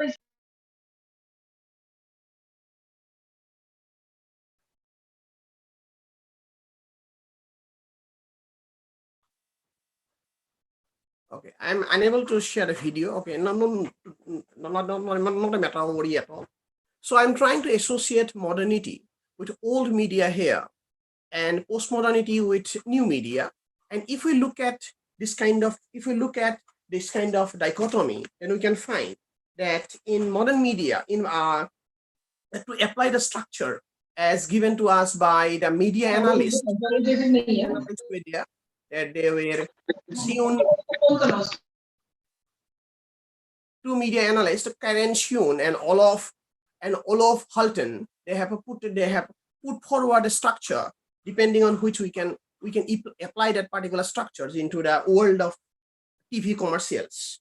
And if we can have a look that now what happens, instead of monopoly of Prasar Bharati at one point of time, it is now a highly competitive market of about 1,000 channels. And as a result, what is happening here, that the audience which were at one point of time were simply audience for us has now turned into mere consumers, devoid of any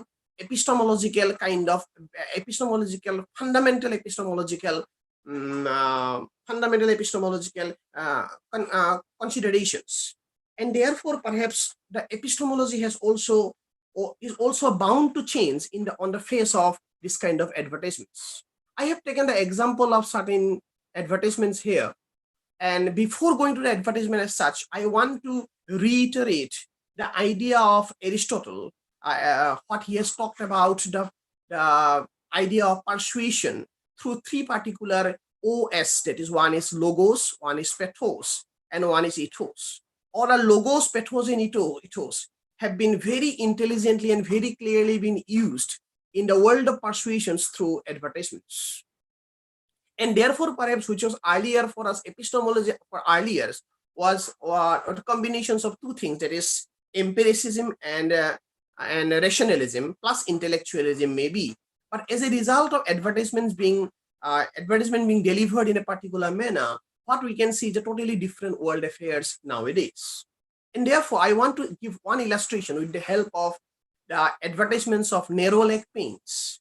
That is, if status and reputation is to be earned it is made to believe that only because of using narrow leg paints on his house, everyone is familiar with the advertisement, I suppose. Mr. Ghanshyam, who has already been a doctor, doctor can attain respect in the form of the guard of honor from the postman, including one who once threw letters onto the addressee. So a branded branded company named Nerolec has evidently replaced the established notion of status or reputations of a person concerned. Similarly, we have the uncommonly common human passions like greed and anger.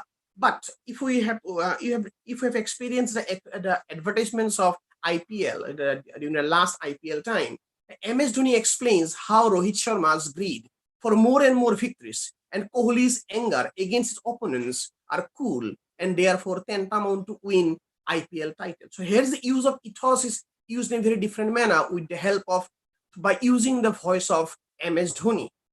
Similarly, we have the illustration number 3, where we can have the collective human feeling like patriotism has also been identified with the use of Desh Ki Mitti, the nation's soil, in the form of the Kajaria tiles and marbles.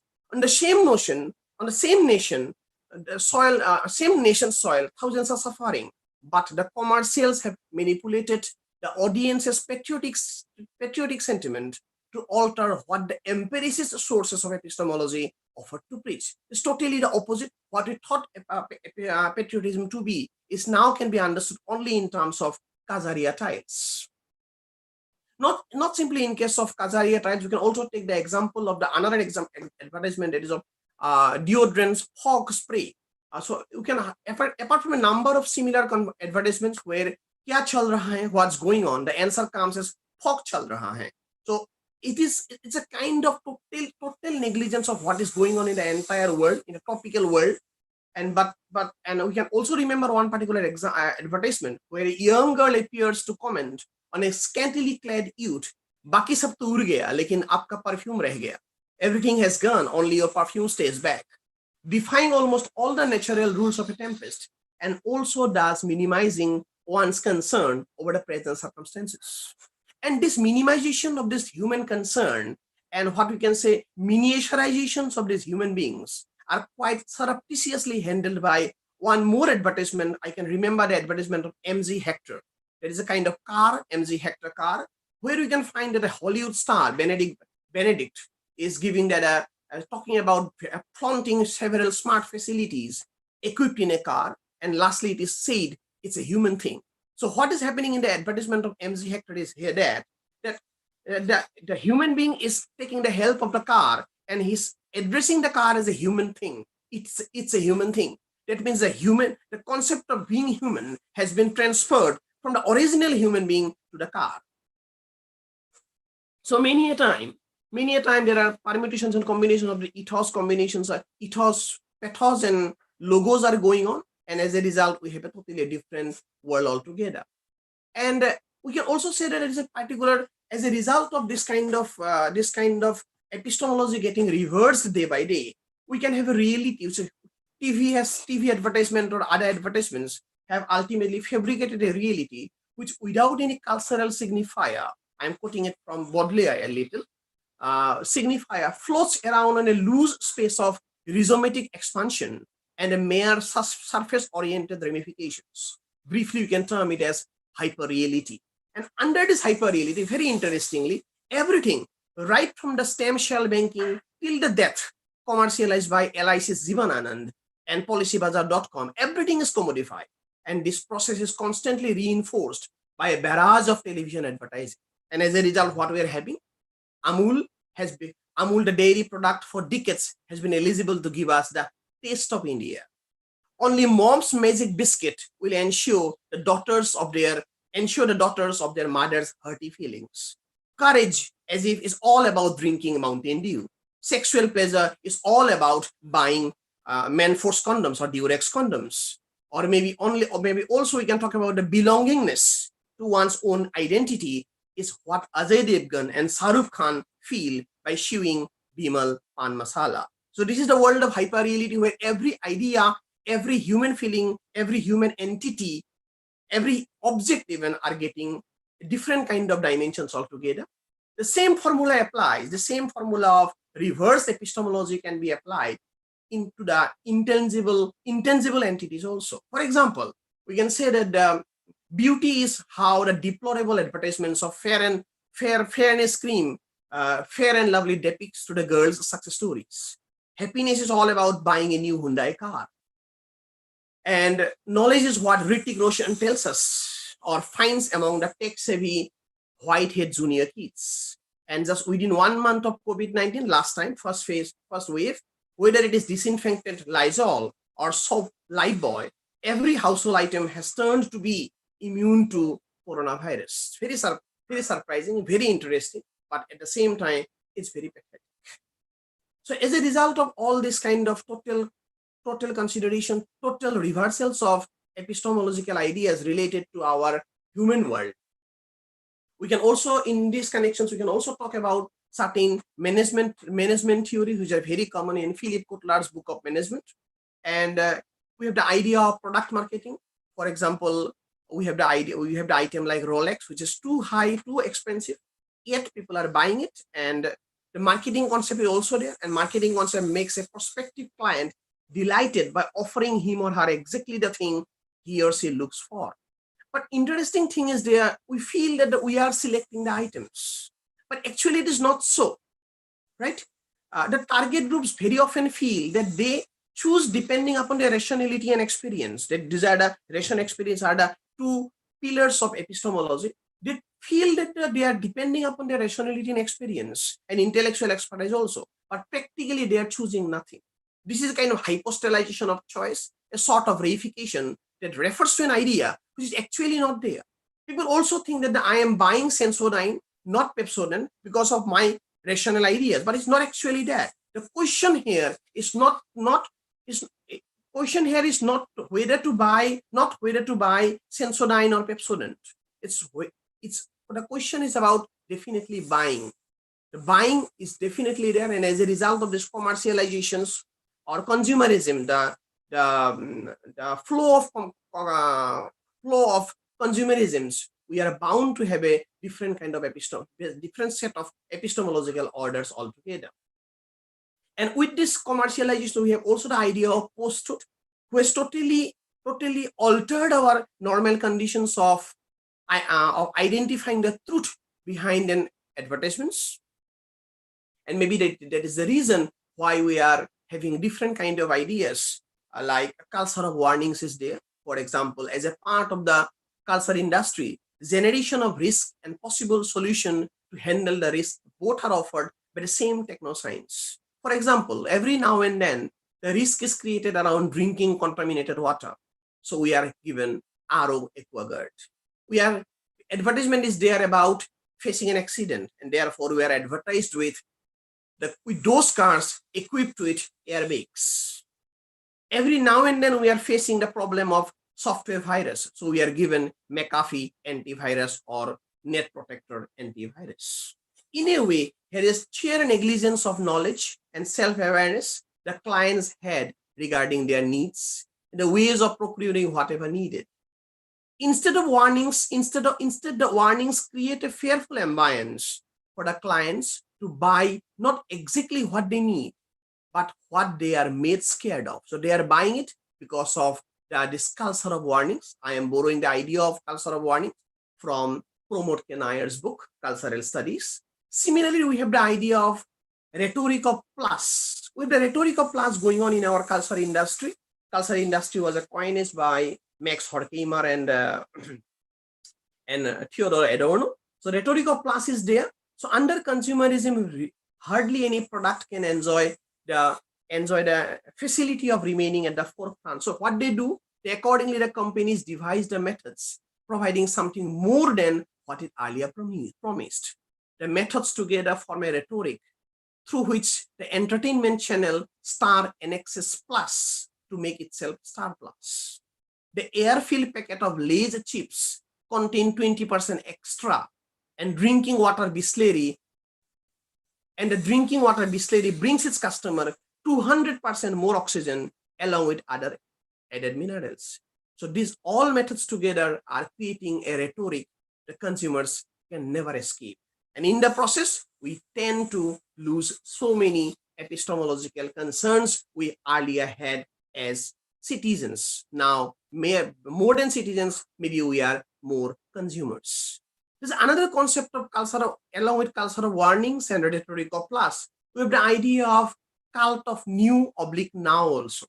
Similar is the case with the cult of new/now, because of which the TV audience have been watching advertisement of the same product for decades. We are watching the advertisements of Lux, the beauty soap Lux, every time, but either it's calling it new Lux, or we are also having the advertisements of, now we are having the advertisements of Tata Tea for a long time. But this time every time it is presented as now advanced Tata Tea. No hyperbole permitted. Each of this product perpetually, I am quoting, teaches consumers of what it perpetually promises, though the consumption continues even at the cost of violating human eruditions. I am going to the end of my paper almost. So therefore, alongside epistemology, gradually and yet inevitably, there are certain there are some change of semantic dimensions also. We are also changing the meanings of the words. For example, after selling, I'm borrowing the idea of selling from I'm borrowing the pun of selling with the word selling from the advertisements of OLX Bates Day campaign. OLX Bates Day was a very common online platform for buying and selling the used items. So after selling every Bitcoin is another advertisement product. Bitcoin of now not needed epistemological sources of knowledge. We have a world. Now we have a world where the vegetable, it's very pathetic to note.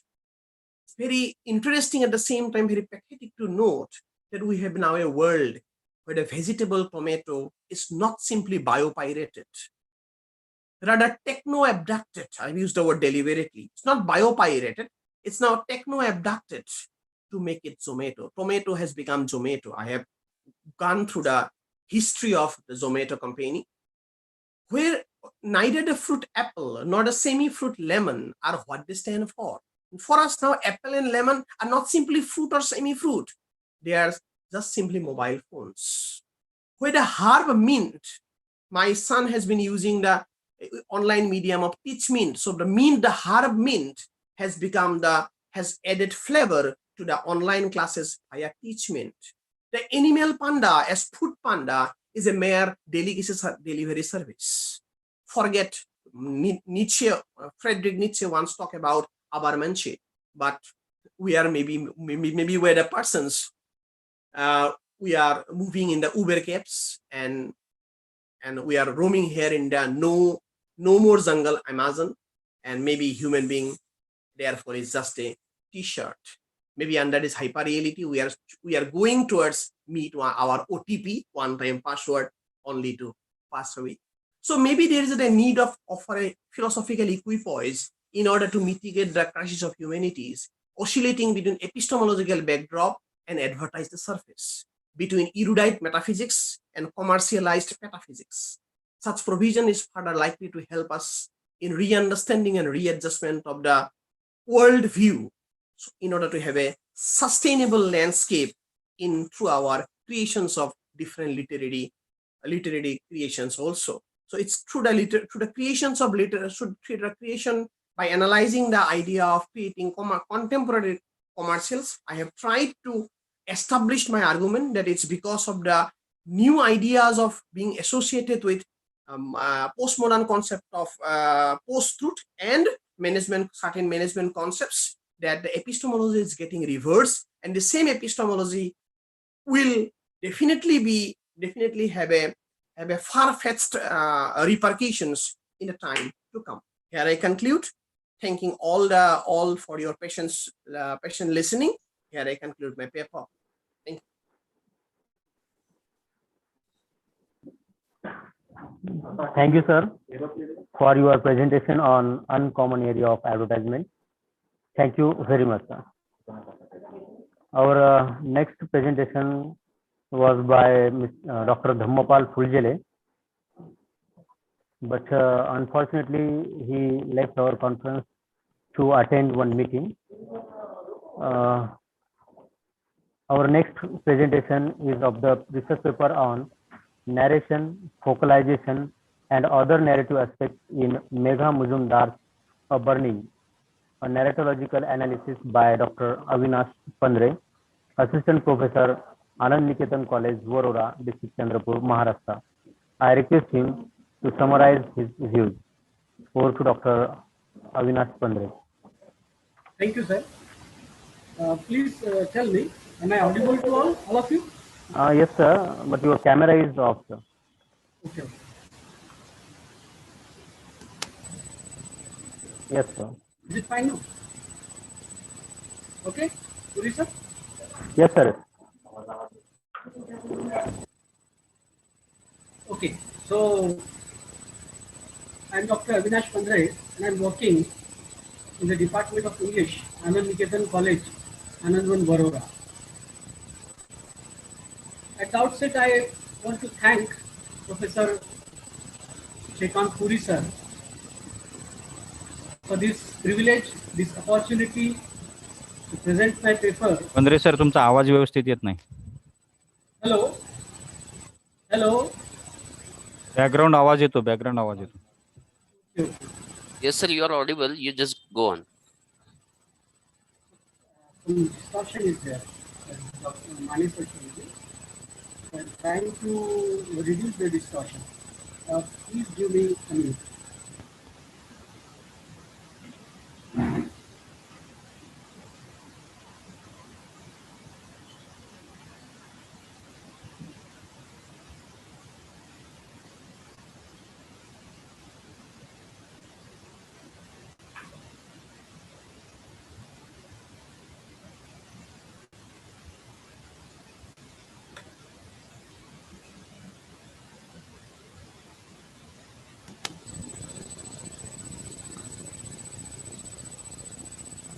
Hello, Puri sir.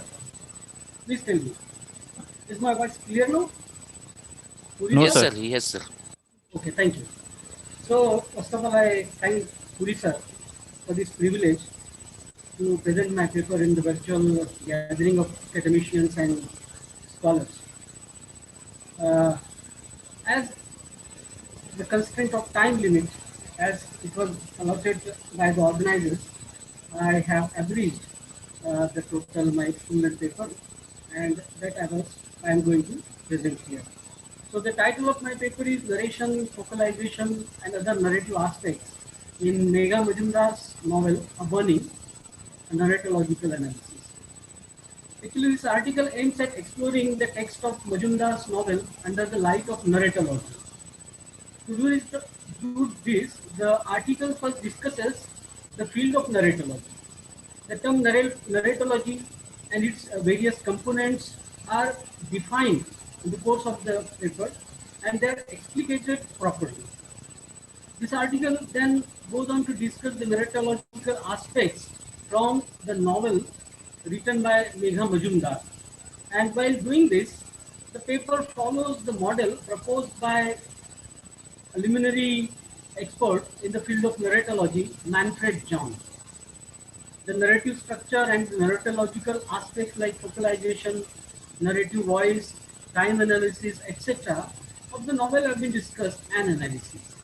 So friends, Megha Majumdar belongs to the very recent and young generation of Indian English novelists. She appeared onto the literary ring in the year 2020, very recently, with her novel, A Burning. A Burning is a novel which was published in June 2020, and this is her only novel so far. Megha Majumdar, though she resides in New York now, was born and brought up in Kolkata. She moved to the USA to study at Harvard University when she was 19 years of age. So I proceed to the study of, the discussion over the field of narratology. Narratology is the field of study and analysis of text. It makes study of narrative techniques of any work of literature. So we can say that it deals with author's writing style. There is one more luminary expert from the field of narratology named Seymour Chetman, who wrote several books on this narratology. In one of his books, entitled Coming to Terms, The Rhetoric of Narrative in Fiction and Film, Chapman proposes two types of narrative. One diegetic narrative and another is mimetic narrative. While proposing these two types of narrative, he follows Aristotle's concepts of mimesis and diegesis. Right? So where mimesis is an imitation and diegesis stands for narration. Chapman further divides various literary genres into these two basic groups, diegetic narrative and mimetic narrative. And according to Chapman, diegetic narrative genre includes novel, short stories, epic narrative, and whereas the mimetic narrative includes plays, movies, cartoon shows, etc. Well, when at the beginning of this paper I told that I'm going to follow the model proposed by Manfred Jahn while making the narratological analysis of Majumdar's novel. So I put what model Manfred Jahn has proposed. Manfred Jahn classifies narratological aspects into three groups. The first group comprises narration, focalization, and narrative situation. The second category contains action, story analysis, and tellability, while the third one has tense, time, and narrative modes as its member. So I put the outline of the novel very briefly because we have very less time to present the paper. I'm not going to give much time to the outline of the story. Very briefly, I'm going to present it. A burning, as the title suggests, has an incident of a burning of a train. Against the backdrop of this incident, the action of the plot of this Jeevan, a poor Muslim girl, is the central character of the story who suffers greatly at the hands of the system only because of a casual remark on Facebook about burning of the train. Her fight against the system forms the core of the plot. There are two other characters that play a major role in the story. They are Lovely and P.T. Sir. Lovely is a transgender woman who has an ambition to have a career in film industry. But unfortunately, she gets pulled into the crisis and she also suffers. The third major character, P.T. Sir, sees good prospect for his political ambitions in Jeevan's crisis. He exploits the situation and grows to some greater heights in a right-wing political party. So our story revolves around these three characters, but Jeevan is the central protagonist of the story. So this is the outline of the novel. Now I begin discussion on narratological aspects in Majumdar's novel. First aspect from the first group that Manfred Jahn has proposed is narration, that is called voice. Narration or voice is related with narrator of a story or a novel. Manfred Jahn classifies narrator into two types. One, overt narrator, and then second, covert narrator. According to Jahn, overt narrator is, I quote, one who refers to him or herself in the first person, that is I, we, etc. One who directly or indirectly addresses the narrative. And the covert narrator is one who neither refers to him or herself nor addresses any narrative, one who has a more or less neutral, non-distinctive voice and style, one who is sexually indeterminate, unquote. So, when you read the story of Majumdar's novel Burning, you find that the narrator is overt narrator. Overt means one who refers to him or herself in the first person. I have quoted the first opening paragraph from the novel. Burning begins with this paragraph. So, I quote, so I rubbed an oval soap in my hair and poured a whole bucket of water on myself before a neighbor complained that I was wasting the morning supply. Unquote. So you'll find there are some pronouns in these two lines and they are all first person pronouns. And this first person pronoun shows us that the narrator is referring to herself using this first person pronoun. And that is why we say that the narrator in the Majumdar's novel is an overt narrator. The narrator here is Jeevan, who is referring to herself with first person pronouns. fact, Lovely is also shown as an overt narrator. She also refers to herself in using these first person pronouns. So we move to the second aspect of this first group, and that is focalization. Focalization is subdivided into several types: zero or non-focalization, internal focalization, and external focalization. A burning, as far as this novel is concerned, a burning has internal focalization, as the story is told by a story internal character who tells about what information and perception is available with her. Majumdar's novel has variable focalization also, because it has three major characters and they put their story. So what exactly variable focalization is mean? First we have to see that. Gerard Genette, another person from the field of narratology, a scholar from narratology, Gerard Genette establishes that variable focalization occurs when a story has two or more narrators, and every narrator presents his or her perception or knowledge of things happen to him or her or with others. Okay, so a burning, there are three narrators who come before readers in terms with their respective slots of the story. And following this, I mean, we have three characters: Jeevan, Lovely, and PT sir. So Jeevan comes to the court and tells the things happen to her, and then Lovely comes to the front and she informs the reader what happens with him, with her. The only difference is that the PT sir's story is related to third person, but we have two narrators, and when we have two or more narrators, following Gerard Genette, we can say that the story has variable focalization. So following these criteria, we can say that Majumdar's novel A Burning has variable focalization. The second group proposed by Manfred Jahn, comprises action, story analysis, and tellability. Action is related with plot. It's a very easy conception. It's related to plot or sequence of the events and happening and their connectivity. When A Burning, the plot is very simple. The characterization is somehow complex. The plot is very simple. Tellability, the next aspect.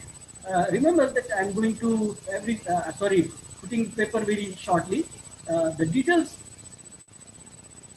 about these aspects are given in the full-length paper.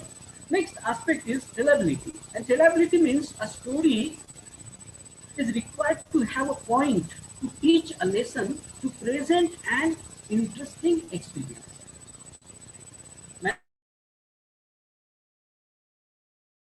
Tellability means a story required to have a point, to teach a lesson, to present an interesting experience. A Burning is a political commentary. Looking to the text of the novel, I find that A Burning is a political commentary dealing with the inequalities, communalism, and injustice, particularly on women. Megha Majumdar uses the characters to depict the contemporary situation of women. Okay, now I proceed to the third group. The third group has tense, time, and narrative modes as its members. Majumdar deploys tense switching in her novel.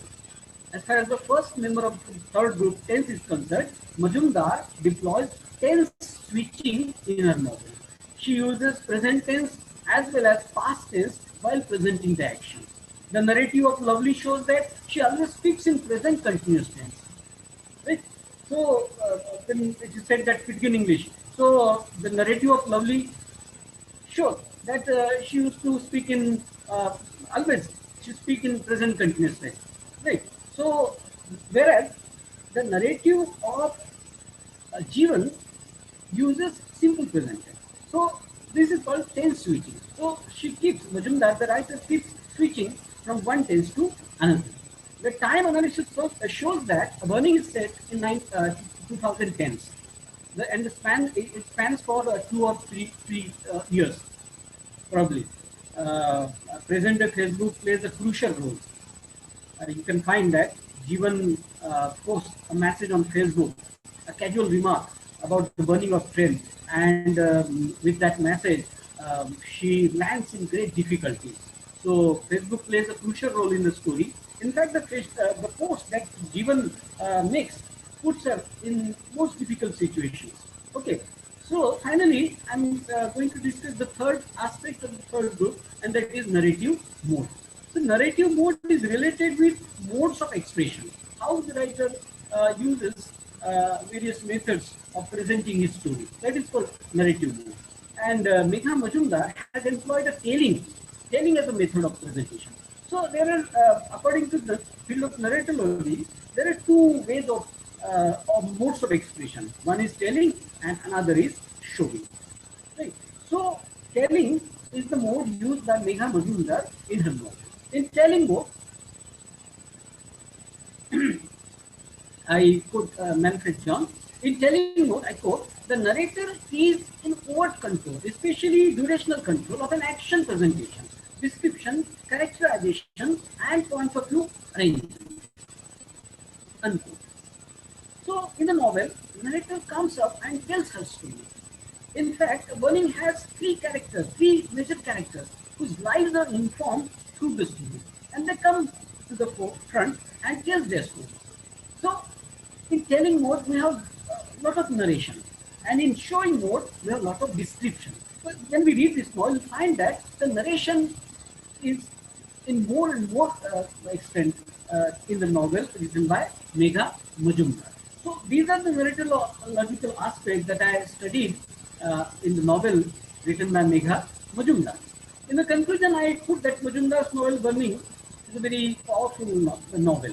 Not just in terms of thematic aspect is different thing. The theme is very strong, but the novel is powerful in terms of its narrative structure also. The above study justifies my point that the novel has neatly designed plots, well-developed characters, precision of thought, and brevity of expression. Right? So the narration, the focalization, all other narratological aspects are treated very effectively by Megha Majumdar, and that contributes to the beauty of this novel, which makes it a worth to read. So with this, I conclude. Thank you for listening. Thank you for listening. I hope I have completed within time. Yeah, sir. Thank you, Dr. Pondre, sir, for focusing the stylistic aspect in Burning. Thank you very much. Our next presentation is of the research paper on incendiary borders of gender, caste, religion, and nation in Arundhati Ray's The Ministry of Utmost Happiness by my friend Mr. Mohit Save from Vivekananda Arts Commerce College, Bhadravati, District Chandrapur. I request him to summarize his views. Over to Mr. Save. Good morning to all. Am I audible? Yes, sir. Okay, I am Mohit Save, working as assistant professor in Vivekananda Mahavidyalaya, Bhadravati. As the theme of the conference goes, recent trends in creative writing. I think I am a sheer misfit. I think my research paper is a sheer misfit for the theme, but still I got a chance to present my paper. So at the outset, I express my sincere gratitude to organizing committee and especially Mr. Shrikant Puri for allowing me to present my paper. So Arundhati Roy's latest novel, The Ministry of Utmost Happiness, is a very fascinating novel. It comprises so many themes: corruption, political vengeance, political violence, capitalism, resilience, hope, social hierarchy, social inclusiveness, religion, and so on. So as there are many themes, so the novel is imagined in many languages, as said by Arundhati Roy in one of her interview. She said, when you write, you should write like a suicide bomber. So as with her words, I tried to examine some of the incendiary borders. Incendiary borders means the borders of uncertainty, which cannot determinate. It is about these incendiary borders of gender, caste, religion, nation in her novel, The Ministry of Utmost Happiness. So Aftab or Anjum is the most vividly drawn character in the novel. And she's also one of the central character in the novel. Another one is the Tilotama, also known as Tilo, which is based on Arundhati Rai himself. So Aftab, which later became Anjum, she born in Shahjahanabad, the walled city of Delhi. Anjum had both boy parts and girl parts, which left her Muslim mother terrified. Her mother, Jahanara, she got terrified, and not only the Muslim mother, but any mother will get terrified because mothers of all languages, as the language of Jahanara is Urdu, for all things in her language till now, till the birth of her child, everything, not living things, but all things, carpets, clothes, book, pencil, musical instrument, had a gender. In every language, we had a gender. Everything was either masculine or feminine, man or a woman. Everything except her baby. That is the Aftab. The birth of Anjum or Aftab reveals Jahanara, the patriarchal hegemony and its dominance over the society. It illustrates the dominance of masculine over feminine, as she could not tell her husband that Anjum is hermaphrodite. Hermaphrodite is a word for a person who is having both the female and male qualities, whether it is in flower or in trees or in animal or in human beings. So Anjum is a hermaphrodite. Rejected and dejected by her family, later on, Anjum moves to Khwabga. Khwabga is a place, you can call it house of dreams, where she lives with a community of other people, none of whom is like himself or herself. So Anjum, when she was 5, she began to attend the madrasa. She had a sweet, true singing voice and could pick up a tune after hearing it just once.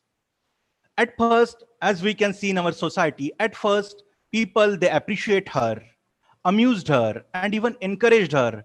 But soon, the tinkering and teasing started. As we can see those things in our society, in surroundings nearby us.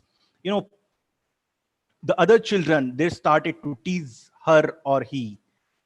See, in the word of Arundhati Rai, he, she. He is not a he. Oh, she. He is he or a she. She, he, she. So she cannot determine herself. Anjum cannot determine herself who is he or she.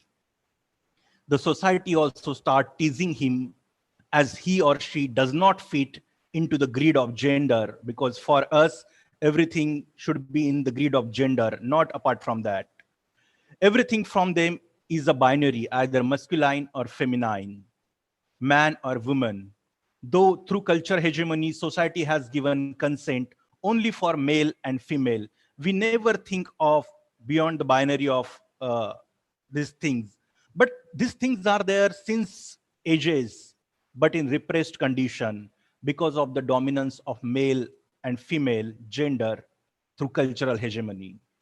But of course, there is a world for these people.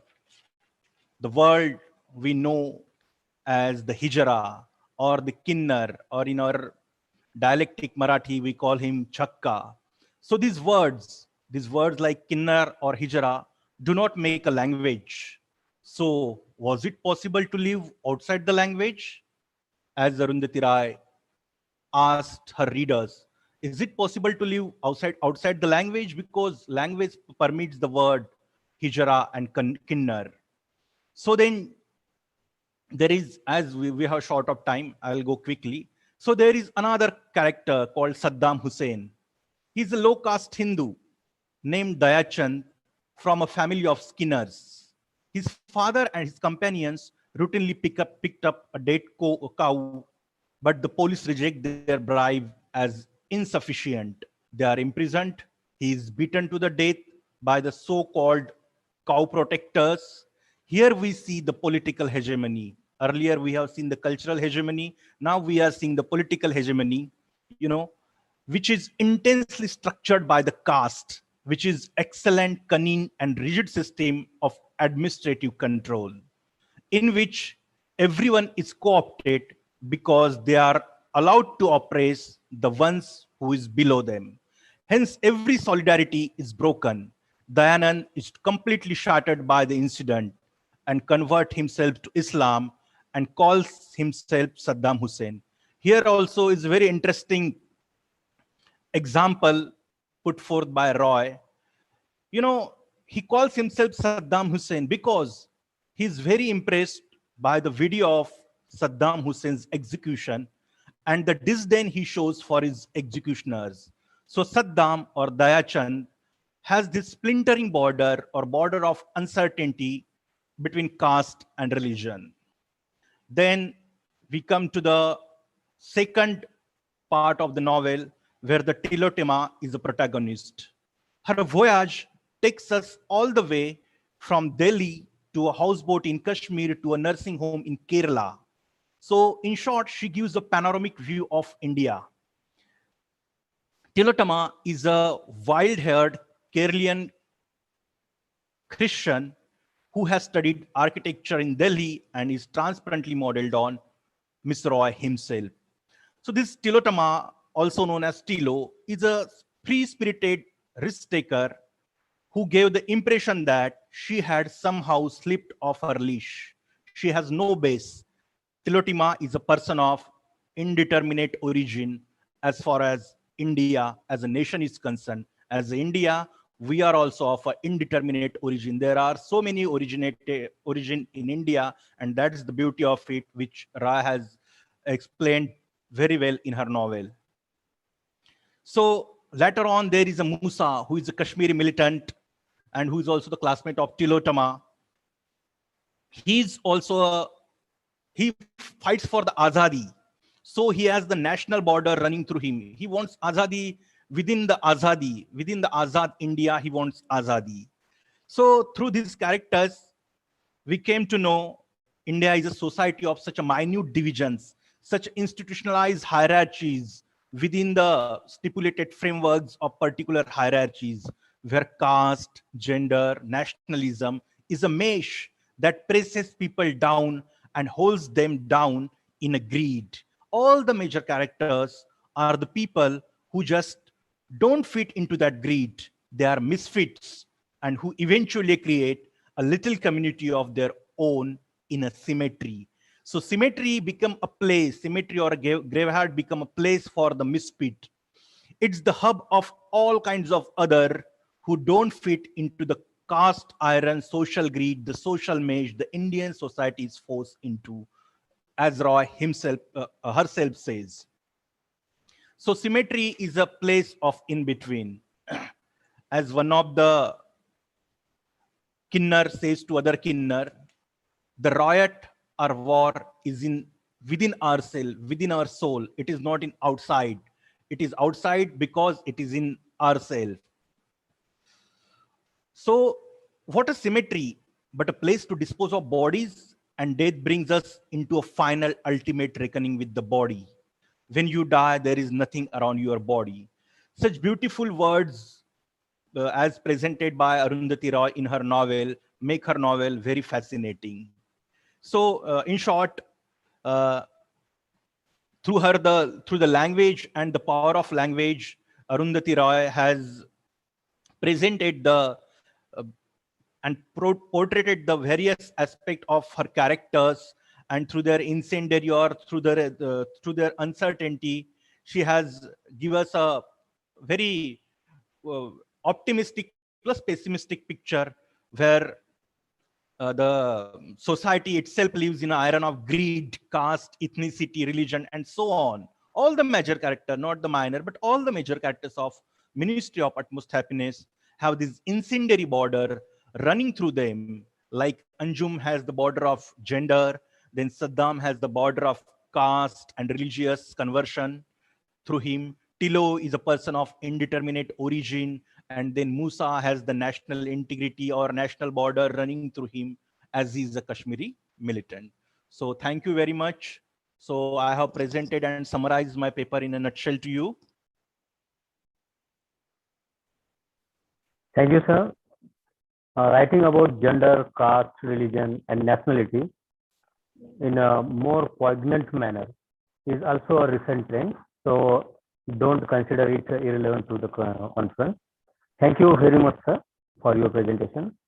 Now, our fifth presentation is of the research paper on a study of new aspects used in Girish Karnad's The Fire and the Rain by Mrs.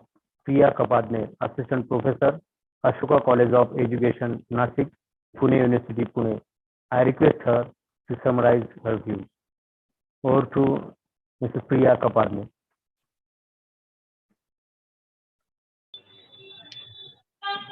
Yes, sir. So am I audible? Yes, ma'am. Yeah. So good morning, one and all present here. I am Professor Priya Kapadne from Ashoka College of Education, Nasik.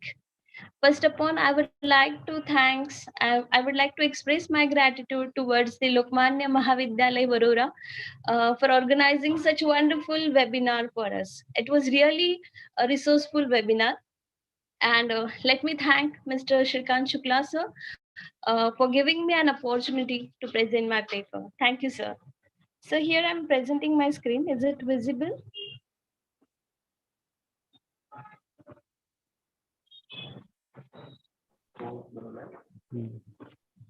Not still, ma'am. Now, sir? Now only a picture is seen.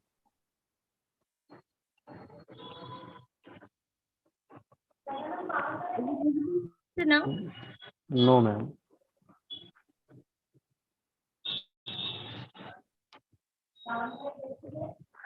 Yeah.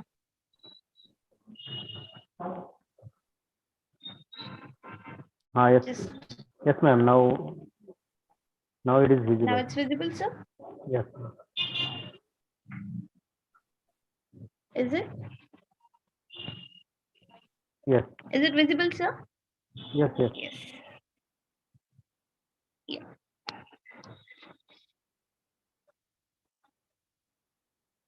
Yeah. So my paper title is A Study of New Aspects Used in Girish Karnad's The Fire and the Rain. So mainly my paper is divided into 5 parts. Mainly I focused on these 5 aspects which Girish Karnad has used in the drama The Fire and the Rain. Modern Indian literature mirrors the diversity and vibrancy of modern India. From its very beginning, India fiction has offered often more discriminating and more reliably than documentary sources. Imaginative contemporary on India's social and political realities, on the negotiation of India's traditional cultures and the West and the modern world. Girish Karnad was one of the well-known dramatists of Indian younger generation, as we all know. And he has many plays on his credit. His variety of theme, creativity, sensitivity, and the performing ability have added much more value in the Indian theatre and Indian literature, who writes in English language. And due to his literary contribution in the theatre, Government of India awarded him Padma Shri in 1974, Padma Bhushan in 1992, and he won many more films award also. We know Girish Karnad very well as an actor also, and through this drama, I got the different side of Girish Karnad as a playwright. So when Girish Karnad started writing plays, so Kannada literature was highly influenced by the presence of Western literature. In the Western literature, and writers would choose a subject that look entirely aligned from the native soil. And in 1951, when Rajgopalacharya, when he published his version of Mahabharata, and when Girish Karnad has read that version of Mahabharata, he was highly influenced with it, and that was the turning point in his life. And Girish Karnad found a different way, a different approach of writing novel, writing drama, and that approach of drawing historical and mythological source to tackle contemporary themes and existentialist crisis of modern man through the characters locked in the psychological and philosophical conflict. For example, if we saw his plays, many of his plays based on mythological background. For example, the Dreams of Tipu Sultan, yes, the Tughlaq, Nagmandala. So in each and every play, the mythological background, the historical background you may found the characters from that. Even the present play, the Fire and the Rain, the characters of Mahabharatas are there. So for 4 decades, Kannad composed play, often using history, mythology, and tackle contemporary issues. And just because of that, his plays are translated in many others languages also, even English also. So the present play, The Fire and the Rain, the Hindi version is Agni Varsha. Even the movie is also based on this Agni Varsha, on this novel, on this drama. My present paper is based on The Fire and the Rain and Girish Karnad, in which Girish Karnad has addressed several issues. Karnad presents the true face of society and brings the reality in front of us. He explains the true meaning of sacrifice and the rituals in front of us. The play focuses on various aspects such as social truth, power, dominance, supernatural elements, women separation, and many more things. So mainly these 5 aspects used or I found in the play The Fire and the Rain. Firstly, we talks about the mythical background. So Girish Karnad was famous, as I told you earlier, that he was famous for utilizing ancient legends into his play. He skillfully determines old fantasy and with the essential change uses into his play and give the contemporary soul. The present play is based on the myth of Yavakri, which is taken from the chapter 135 to 138 of the Van Parva, that is forest canto of the Mahabharata. So Girish Karnad presents this myth with the new dimensions which are related to our lives also. Even India is facing same problem today also. The play is dramatic representation of the conflict between the good and evil, conflict between the society, conflict between 2 different communities like Brahmin and the tribal community. The title of the play is itself symbolical. Here, the fire, it's a symbol of lust, anger, violence, death, and rain is stands for self-sacrifice, compassion, divine, grace, forgiveness. Or we may say that the title is symbolize the 2 different community. Fire symbolizes the Brahmin community, and the rain symbolizes the, what should I say, the tribal community. So this was the mythical, something about the mythical background. Here I'm just giving the gist of my paper. Then the second thing is power and dominance. The play begins with the prologue, and after that it divided into 3 acts and it ends with the epilogue. So prologue and epilogue play a very important role in this play. All 3 acts is nothing but the flashback story in the character's life. So prologue and epilogue, it play a very important role in the play The Fire and the Rain.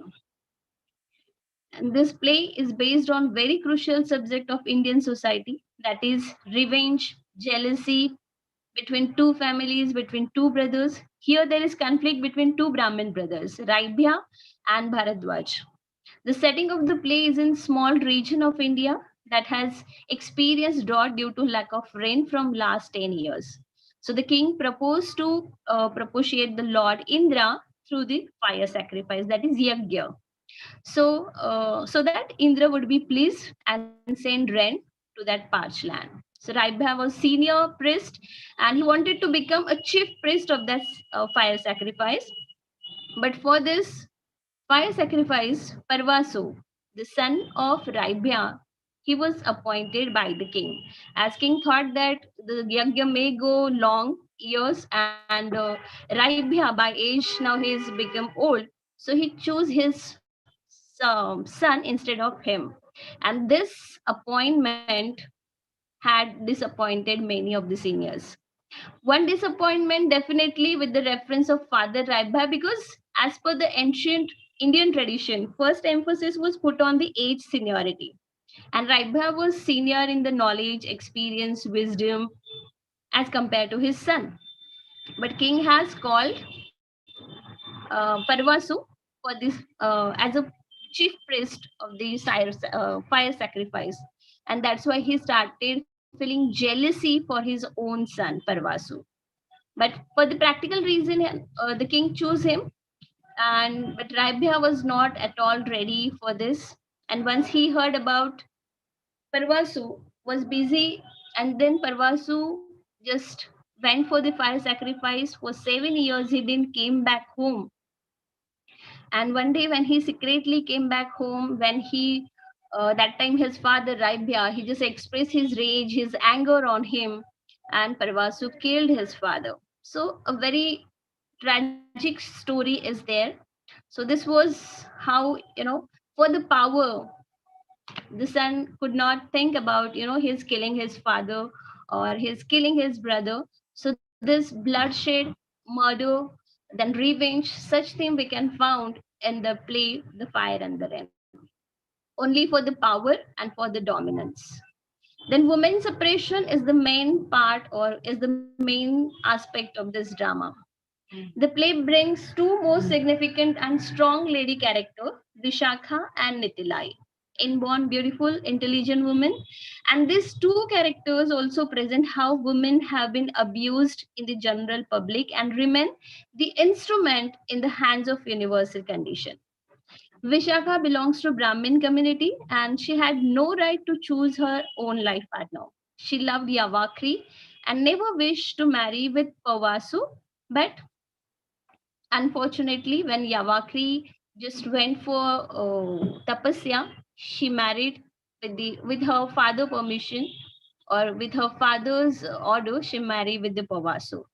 So she belongs to Brahmin community and she just represents the situation or the status of girl or women in Brahmin community. They have no, what should I say, authority to speak or to choose their life partner. Vishakha, later after her marriage, she was exploited by her lover also, her husband and her father-in-law. And after that, her circumstances made her strong and practical woman. Nitilai is the second woman character in this play who belongs to the tribal community, the hunter community. She was very close to nature and had practical common sense. She although enjoyed a better freedom of expression and spontaneity as compared to Vishakha. She is, enjoyed the freedom, but again, she is restricted when it comes to the choice of her own life partner.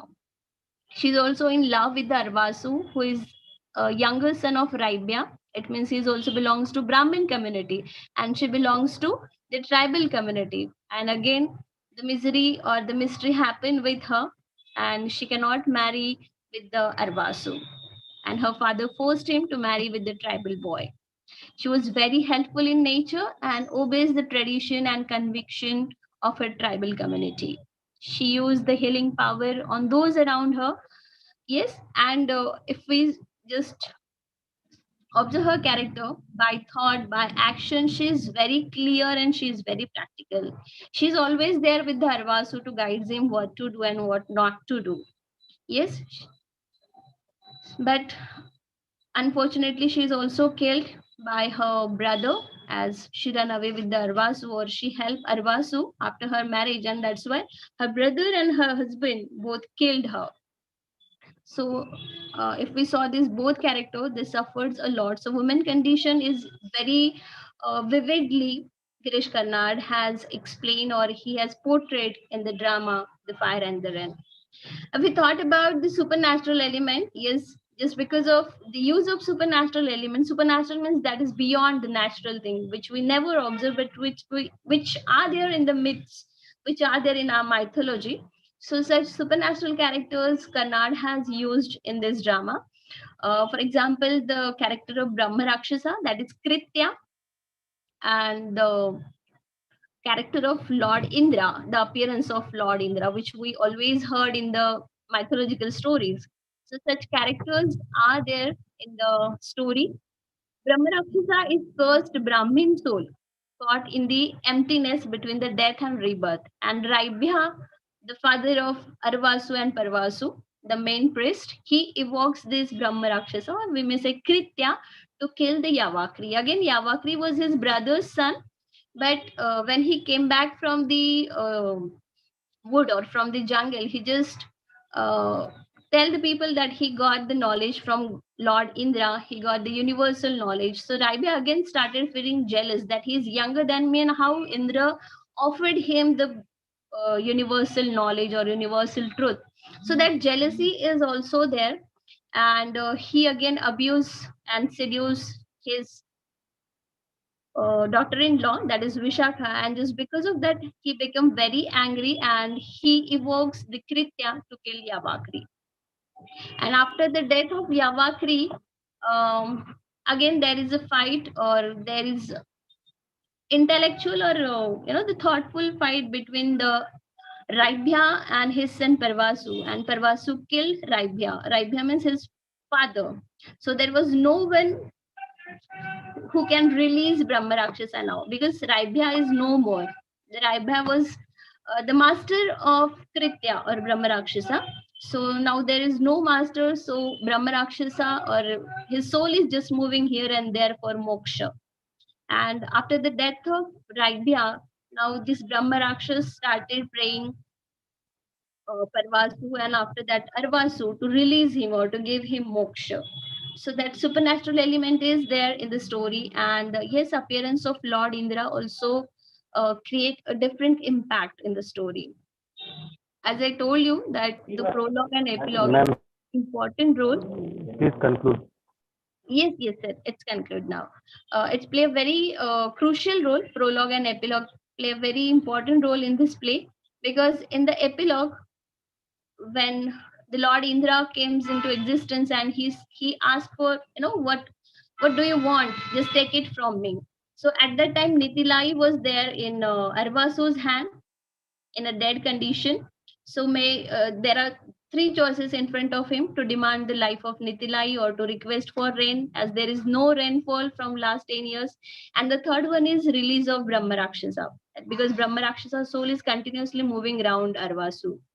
So finally, he chose to release Brahma Rakshasa, and mercy triumphs, love triumphs, and Arvasu requested Indra to release Brahma Rakshasa. And with that religion, when the Brahma Rakshasa released or he get moksha, the rainfall is also there on the ground.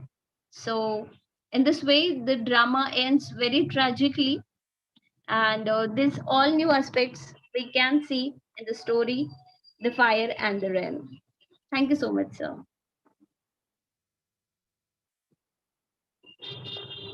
Welcome, ma'am. This is from my side. Thank you. Thank you for giving me chance. Thank you, ma'am. Thank you for your presentation. Now, I would like to call upon Dr. Vishnu Chauhan, Assistant Professor, Vaidyanath College, Parali Vaidyanath, District Bid, to present his paper on folk literature, an unexplored form of creative writing.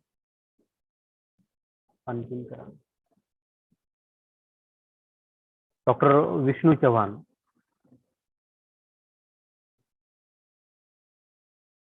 Hello. Dr. Vishnu Chauhan.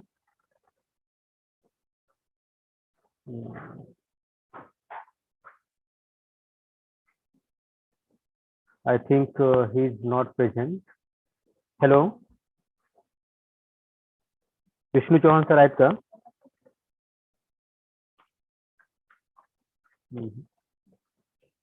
Okay.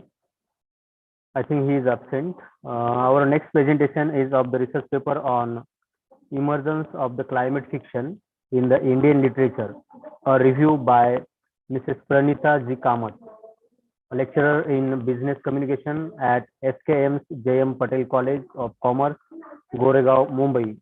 I request her to summarize her views. Over to Mrs. Pranita Kamath. Yes, sir. Thank you, sir. Am I audible? Yes, ma'am. Okay. Shall I present the slide? Yes. Yeah. You permit?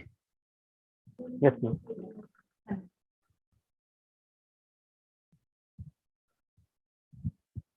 Can you see the screen, sir? Hello. Yeah, please go ahead. Yes, thank you very much. I'm really thankful to the authorities of Lokmanya Mahavidyalaya, Baroda, for organizing such a wonderful e-conference, not workshop, on recent trends in creative writing. And I'm really thankful to Shrikant Puri sir for your lot of efforts, and principal sir and the entire team for conducting this conference. I will take maximum 5 minutes to present my paper, sir. Shall I start with your permission? Yes, ma'am. Yes. Yeah, please. My paper is Emergence of Climate Fiction in Indian Literature, a review. First of all, we are aware that climate change is a very big problem of this century. It's not just problem, it's a disaster, we can say, because climate change, it is such a vast issue which is encompassing all the people, all the countries around the world. And we are aware that growing climate has impacted everyone. It has impacted the farmers, it has impacted the common people. And because of the growing heat, we can see a lot of cyclonic activities, droughts, heavy rains, even wildfires around the world. And it is not just natural phenomena. We have to understand that climate change is not new for us, not new for the world. Our entire Earth has observed many climate changes since its inception. But this climate change is not, a simple phenomena. There are many aspects are involved in that. And because of the emission level or growing emissions, growing carbon level, growing methane, and because of course, your industrialization, the climate change is observed. So what are reasons behind climate change? If you observe, there are many reasons. Like after industrialization started, we as human beings, we started using a lot of industries, we started using a lot of vehicles, and of course, because of our lifestyle, the gradually emission level increase, and it has impacted the overall heating of the earth. It is also called greenhouse impact. So see, it is observed that around 1 or 2 degrees Celsius climate has, the temperature has risen. It seems very less, but in reality, it has impacted a lot to the entire climate. So the extreme weather events like floods, heavy rainfall we observe, and it is not so simple phenomena. Because of the rising water level of the sea, there are many islands, small islands are gradually submerging, and it is led to forcing people to leave their countries. Not only in India, but many parts of the world are observing that India and Bangladesh, like Asian countries, are facing the problem. Climate change also has impacted on the agriculture and many other industries. And basically, women, tribals, and common people are most of the sufferer because of this problem. So let's move ahead. See, the entire world, though it is suffering climate change, very people are aware and are agreeing on that. There are climate deniers who are not accepting that problem arises, a problem is there. So my paper is basically on the issue of climate fiction.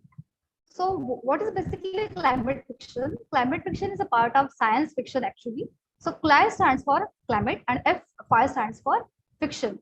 So the history of climate change is, the climate fiction is very old, not just new. Even Jules Verne, a very famous scientific literature, he has written his first climate fiction, and in Western countries it's a very popular genre, though it is apocalyptic and it describes a lot of climatic events in detail. In India, it is still emerging. It is mostly dystopic in nature. It describes the extreme situation like flood or wildfires or what may happen in future. It is described in detail. Now, if you observe Indian history, there are many writers in India who have written on ecological movements. But before we go ahead, first we have to understand how it started, basically ecological writing. In 1962, Rachel Carson wrote the first book, The Silent Spring. And it was so important book that it created history in the world. She created an impact or awareness on the DDT or impact of pesticides on the entire, flora and fauna. And after that, gradual climate movements or ecological movements started. There are many Western writers who have written on the disastrous climate change. In India also, there are many writers who have written on non-fiction writing. It's called Dr. Madhav Gadgil, Ramchandra Guha, Marudala Ramesh, P. Sainath, Prafulla Bidwai, Sunita Narayan, Vandana Shiva. They are very famous ecological activists who have written on the climate fiction. And because we first have to understand that non-fiction writing is important because it has given rise to the fiction writing. So apart from that, there are many Indian writers like Amitav Ghosh, Rajat Chaudhary, Arundhati Roy, and Shubhangi Swarup, and many more are writing on this issue of climate change. Amitav Ghosh has written many very important books. The Great Derangement. This is the first book published in 2016. This speaks about, it's a non-fiction book, of course, speaks on the disastrous impact of climate change. Similarly, Amitav Ghosh, many other books like Gun Island or The Hungry Tide, these are very important books which speak on the impact of climate change. So he not only just speaks on climate change, but very we say imaginatively and creatively he narrates issues of people of like in West Bengal or people living in the Sundarbans and how do they react to the climate change issue. Basically, how poor people also react to this issue explained The Hungry Tide. This book published in 2006. The Gun Island is a recent book published in 2019. Again, speaks on the issue of climate change from various angles. This book also has many aspects of migration because of climate change and how people are reacting to that. There are many modern writers or current writers like Rajat Chaudhary, who is the book published in 2018, The Butterfly Effect, speaks on the genetically modified crops and of course climate change. This is again apocalyptic novel to describe what may happen in future if we ignore these issues of climate change. There is a very recent book by Shubhangi Swarup on, the book's name is Latitude of Longing. It's a novel.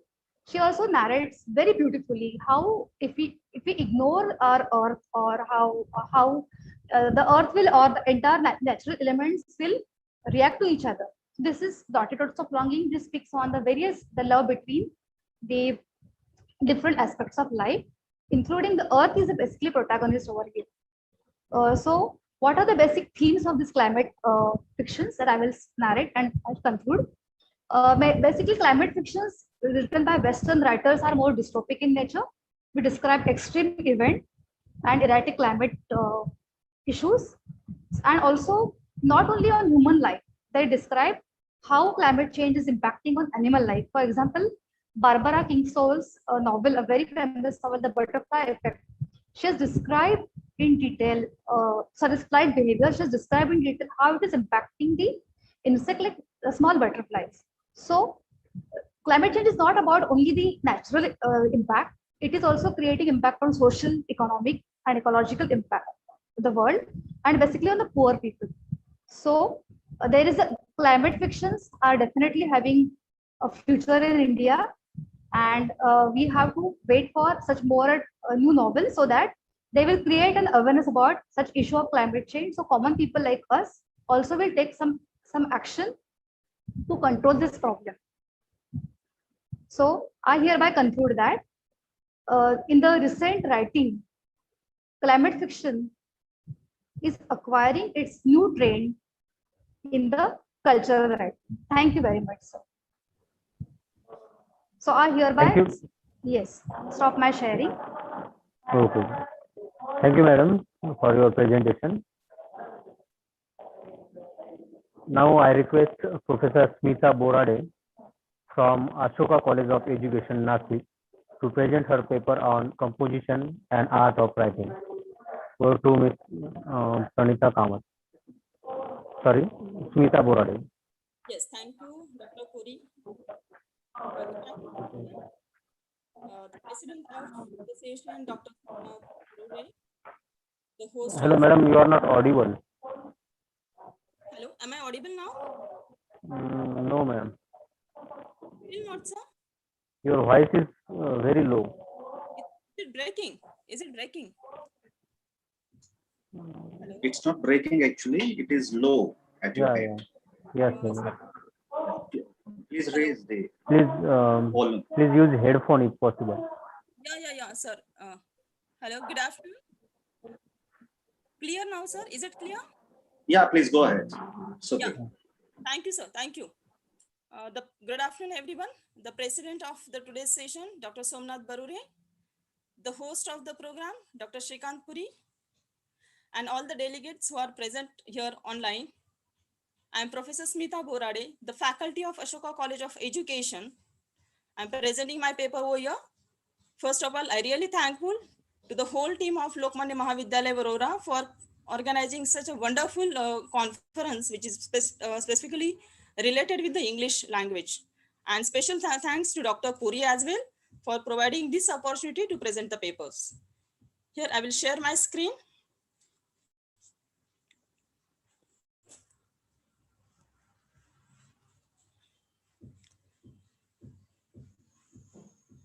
Sir, is my screen visible? Not it, ma'am. No, still it is not visible. Just a minute.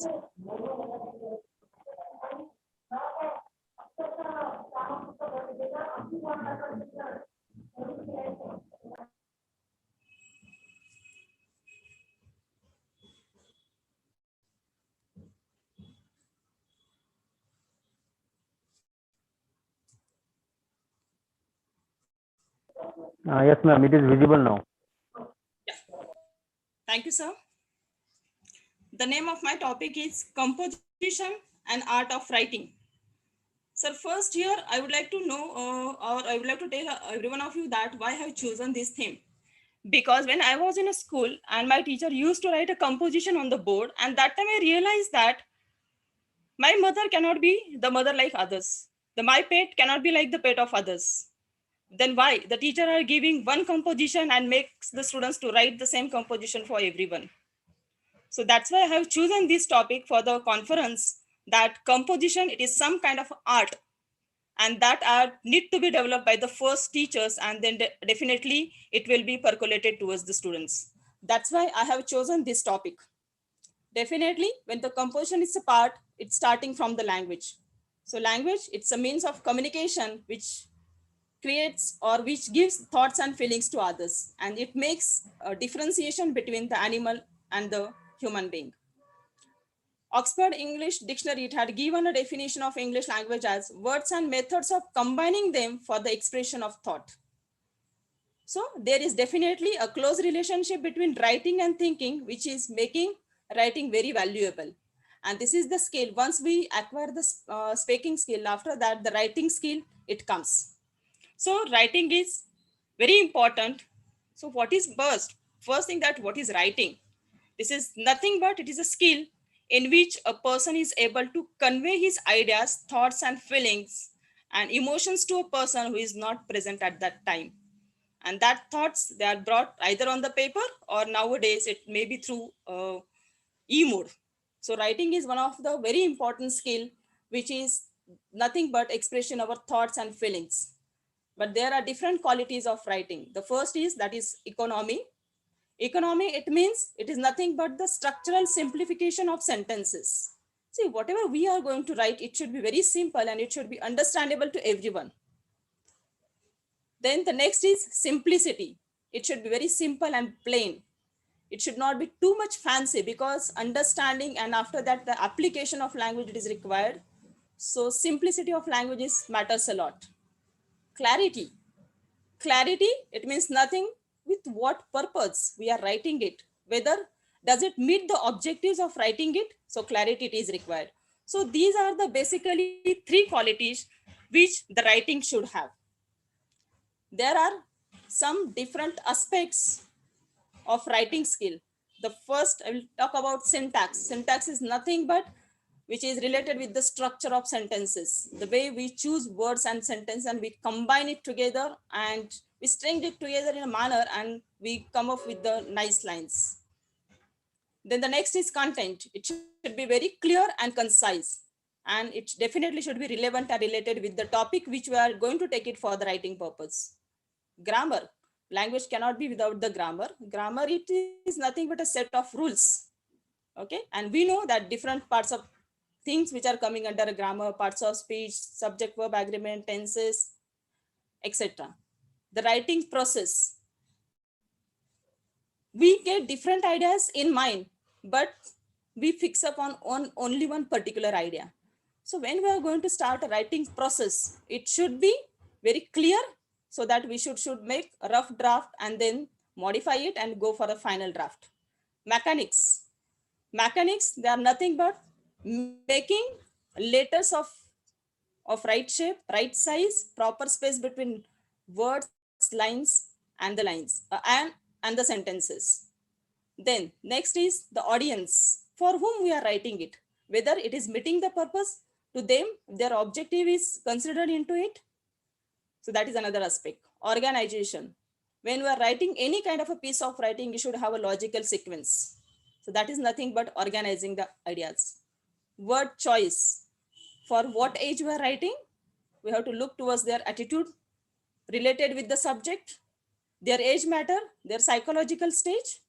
And on the basis of that, we should choose proper phrases, idioms, formulas, and we should avoid complex vocabulary. And the last is the purpose. Objective of writing is nothing but the purpose. So that's why writing, it is a creative activity, and creativity can be created, but it can be nurtured or cultivated. Okay, so we can definitely develop the creativity. So composition is one of the part which is coming under creativity, because the compositions means combining or composing the different words together. Then only the composition it comes. There are different types of composition. The first is descriptive, narrative, exposition, and argumentation. Descriptive means the word itself, it states us that something which describes place, events, or person. That comes under a descriptive composition. The next is narrative composition. It is nothing but a narration of an event in a sequential manner in order like need to be followed very strictly, so that the clear picture it can come in front of the person. So like my last summer vacation, my college days, my meeting with Prime Minister, such kind of a thing, it can be taken for a narrative composition. Then the next is exposition. The purpose of this writing is to detail the information. Giving more, it is not only this, it is not giving description here. It is here giving the complete information or the detailed information that is coming under exposition, like cause and effects of World War, a career to make life worth. Such kind of a topics can be taken. Then the next is argumentation. Wherever some kind of a comparison is there or contrast between different situation it is there, that time argumentation composition is written. Yes, these are the types, but how it should be written? It should be, the composition should be divided into these 4 parts: heading, introduction, main body, and conclusion. Deciding the topic is the heading and giving a very catchy heading so that the students, they may feel to read it. It give a proper introduction, so the students feel that we should go ahead and we should read the composition. The main body, wherever our thoughts, feelings are expressed. So main body, it includes with that. And then after that, we should go for the conclusion, like making a rough draft, final draft, and at the end, in last para, we should write a conclusion. So this is the way of writing or we can say, this is nothing but the structure of a composition. And the last thing is that the steps of writing the composition, how we should go for it. Decide a topic, which is the need of the topic or the current theme it should be considered. Then make an outline of it. In outline, there will be many rough ideas are there. So choose which words, vocabularies, evidences, we are going to make use of it into it. Write a rough draft of it. Definitely that will be checked. It will be modified, and later on the final draft it will be prepared. So here I would like to conclude my paper with the thing is that composition, it is a creative art of writing and it needs to be developed. And for that, a lot of reading and practice it is required. It focuses on describing, analyzing, comparing, conversing, evaluating skills of the writer. And it is nothing but the artistic way of putting ideas together. That's all from my side, sir. Thank you so much, Dr. Puri and the whole team of Lokmanya Mahavidyalaya, Warora. Thank you so much. Thank you, madam, for adding new aspects to the conference. Thank you very much. Now, we have a paper by Mr. Lakshmikant Kapgate from SSJ College, Morgaon, Gondia of Maharashtra Jilla Gondia of Maharashtra, and Dr. Sriram Gahane, Adarsh College, Warsa, Gadcholi, on web series and emerging trend in visual culture. So I request Mr. Kapgate to present his paper. Go to Mr. Kapgate. Thank you, sir. Am I audible, sir? Yes, yes. Okay, thank you. Thank you for giving me an opportunity to present my paper in this national webinar. Actually, this paper is written by two people. And the first author is I'm the first author, Lakshmikant Kapgate, working as an assistant professor in Shivprasad Sadananda Jaiswal College, Arjuni, Morgaon. And the second author is Dr. Sriram Gahane, Adarsh Arts and Commerce College, Desai-Ganj, Warsa, Gadchiroli. So before going to start my paper, I request Dr. Puri sir, the convener of this national webinar, allow me to share my screen so that I can start my presentation.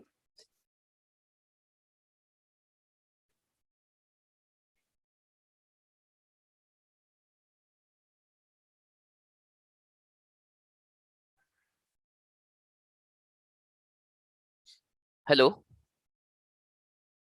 Is my screen visible to you, sir? Yes, sir. Yes, sir. Okay, Go okay, ahead. okay. Thank you. So the title of our paper is Web Series and Emerging Trend in Visual Culture. So here we are going to, we are going to focus the few important points that, that can be a summary of this paper, because within 5 minutes, it is very difficult for me to, explain all these things. So let us see. In this paper, the paper Web Series and Emerging Trend in Visual Culture is trying to attempt the study of history, popularity, and the numerous effect of web series during the COVID-19 pandemic. As everyone knows that the like food and the alcohol routine, and easy access or the availability of facilities like the foods, as I told you, and the alcohol like internet also always miss that directs to the easy or the over consumption of all these things. And that is why this paper is trying to understand the impact or the easy accessibility of this web series or the online streaming platform in this COVID-19 period. So almost all the facilities, as everyone knows that this is the world of technology and the information, and each and every activities are controlled by the technology, operated by technology, and the all are managed by technology. So that is why the web series, as we have seen that because of the lockdown, because of the extension in lockdown and the confinement in the closed rooms, people are transformed, or because they are migrated into the another world that can be a world of web series, and that transform the world and reshape the routine of all these people. So we will see some details about the visual culture. What is visual culture? So as I go and try to find out the brief history about this visual culture, the history of this web culture or the visual culture locates in England during late 1905, as it is pointed out to Jim Elkins, a prominent scholar. And another work I got from the sources, that in his essay, the Nicholas Mirzop, in his essay, The Subject of Visual Culture, he actually pointed out, and he's trying to explain the meaning of visual culture. He stated that by visual subject, I mean a person who is both constituted as an agent of sight and as an effect of a series of categories of visual subjectivity. So for to explain this idea, I have pasted an image on the screen. So you can see this is not just an image. Actually, this is a direct message to the listener, to the audience, to the mind, to the intellectual mind, you can say, to the society. Because this plate is not an empty plate, but it gives a message, direct message, touching message to the people. And that is why this visual culture is playing a very vital role in this world. So in the next presentation or in this next slide, I will try to explain the consumption, as we have seen, the consumption of television and the smartphone. Before going to the explain, let us see this image. You can see during this COVID-19 outbreak, especially this report is taken from the January 20 to March 20, when the beginning of COVID-19 outbreak was witnessed. So you can see the percentage of consumption, and it is increased by 43% at all India in week number 13, as I have already explained. So let us see. Actually, this data is provided by the Broadcast Audience Research Council, an audience measuring body, published the data in collaboration with Nielsen under the title COVID-19 Impact and What is Happening in the TV and Smartphone Landscape, right? So you can see the statistic here. Surprisingly, the percentage of TV viewership witnessed a rise of 6%, leading to 592 million viewers in March 2020, as compared to January 20. So you will see the growth in the viewership of TV also. The TV audience grew 8% with news channels leading the progress chart with 57 growth, followed by kids genre witnessing 33% growth in this pandemic. So this is how we can understand the culture, the new culture that is emerging. Now see, let me explain what is webisodes, because webisodes are that are associated with the production of or the production practices of broadcast television and or the internet video, where the short videos or the short episodes of the videos are streaming on the webs like Netflix, Hotstar, Amazon Primes, Max Player, so many. And as we have searched on the Wikipedia, we have found the definition or the explanation about the webisodes. It is saying that it is a series of short videos, chapters like Ashrams on Max Player, Special Cops on Amazon Primes and Hotstars, right? So this is how the growth of online streaming is taking place or marching in this world. So with the introduction of globalization and the online web shows have emerged as a new media agent, not only in India, but we can find the influence or the viewership is increasing all over the world. And you can find that it is not, the history is not located in the centuries, right? It is just, or this moment, or you can say this phenomena was started 5 to 6 years back. Then we will see the another important point, that is binge watching culture. Actually, I think this is the most important thing and the activity we find in this world. Let me explain the binge watching culture.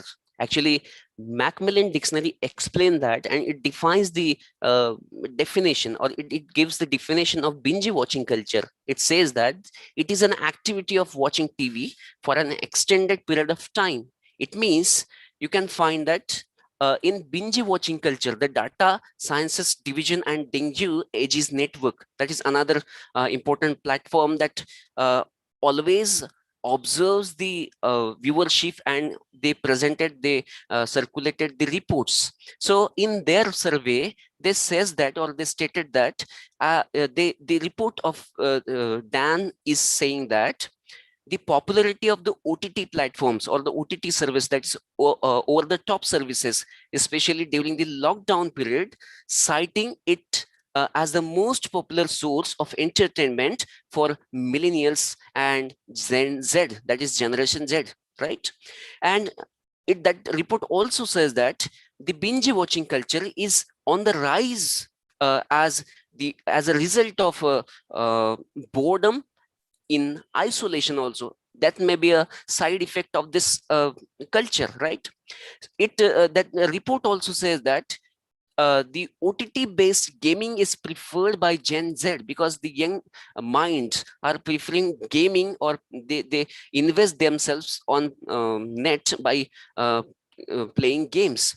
So they says that Generation Z more as compared to the millennial counterparts, and similarly OTT contents consumption in relation to a binge watching as well was preferred more by the Gen Z than the millennials, right? If you go and look at the percentage of this binge watching culture, you will understand that 49% of the youth spend 2 to 3 hours a day or in a day watching binge culture or the binge content on the web, on the OTT platforms. And if I explain in a very simple words, 4 hours in an average time spent in consuming OTT video content in a day by millennial and Gen Z. So this is a very important and the crucial part of this world, you can say, where we live. And after that, I'm going to talk about the term, and I would like to record this or connect this term with the social media platform or the online streaming platform. In the zonierism, the very important term, and the online streaming. In 1997, the famous journalist of the Washington Post, James Glansman, created the term, and he refers to the term, or he refers that the use of the true fact to lead the scientifically and the mathematically ignorant people to a false conclusion, right? It means that there are so many contents, there are so many subjects that are covered by the online streaming platforms or the web series that are not censored by the authority. And that is why they are free to do, they are free to explore, they are free to present whatever they like. And that is why that there is a chance, or can say there is a you can say an opportunity to these people to mislead the people, or to direct to the false conclusion. And that is why we can find that a methodical manipulating or twisting of straightforward facts into complicated pieces of information with the intention to confuse and mislead people. It is only because humans are immensely dependent on the communication with others for knowledge, and this dependency leaves us open to the risk of accidentally or intentionally being misinformed. So this zonierism describes the gullibility of people and being convinced when presented with streaming or seeing accuracy and the methodical facts and figures. And it is believed that the people like binge watching because it gives comfort to the restless mind. There is actually a chemical that is called dopamine that creates a mood of happiness in this case. So that plays again very important role. And I hope that, or I personally believe that this term can be connected or can be found in social media platform or social media content, you can say. So we can find the impact of this web series or this emerging trend on the new industries or the film industries or the new mind, you can say, that is the young minds, you can say. So this emergence of OTT platform has disrupted the entertainment sector. It is found that there are 30,000 million loss, you can assume, in this corona period. And it has made movie watching convenient, accessible and affordable across a wider segment of the user. And another important study that I got, according to the Media and the Entertainment Outlook 2020, it says that India is likely to emerge as world's 6th largest OTT platform or the streaming market by 2024. And this market is expected to post a CAGR of 28.6% over the next 4 years to generate revenue worth rupees $2.9 billion. So this is how we can find the emergence, or we can understand the emergence, or we can learn the emergence as a trend, as a culture in the in the cultural studies, that is web series or the webisodes or the web culture, you can say, right? So this is how we can understand. So in conclusion, I would say the easy access or the easy availability and the wise use of internet during the COVID-19 pandemic or the outbreak, and lots of leisurely time have resulted in the popularity of these online platforms. And it is difficult to predict how long, or it is very difficult to tell that how long that have resulted or they would remain popular. But today, they have created a unique craze among the young generation viewers or the audience. And as far as these adverse condition prevails, they are going to be more there or more popular in the coming days or in the coming generation. So it would be very interesting to see how our society reacts to these online platforms and how it gets influenced or victimized by them, right? So this is for my paper, or this is all about my paper. I think this is okay, or this is done from my side. Puri sir, over to you.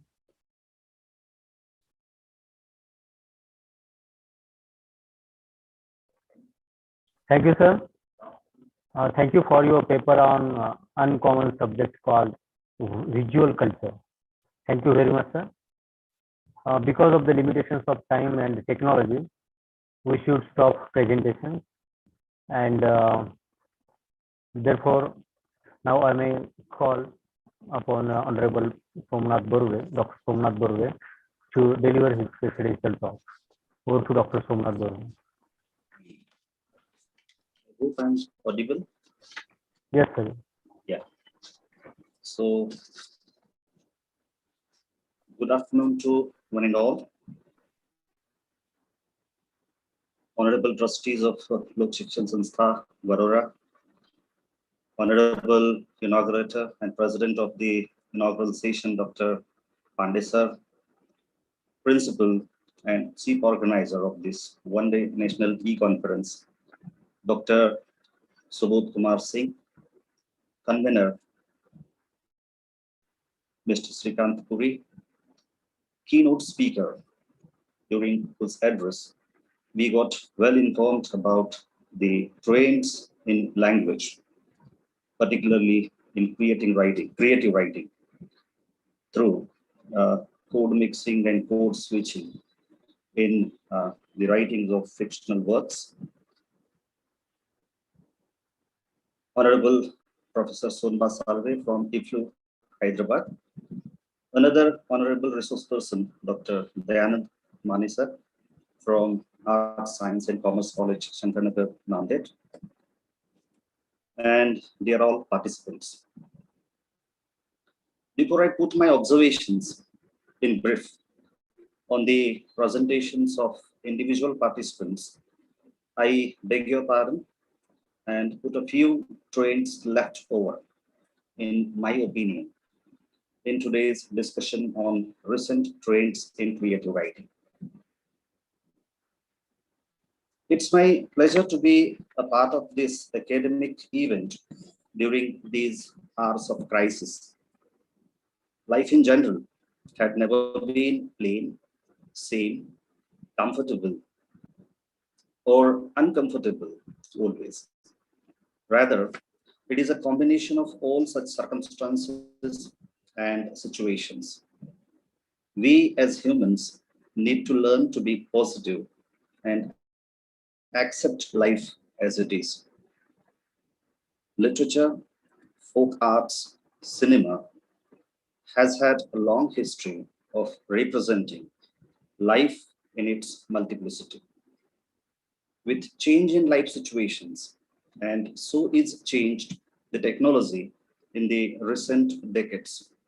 We have been listening to the various presentations, and a very good number of them, they deal with the change in creative writing or change in creative presentation through various forms of art, cinemas, OTT platforms, and others we have listened recently.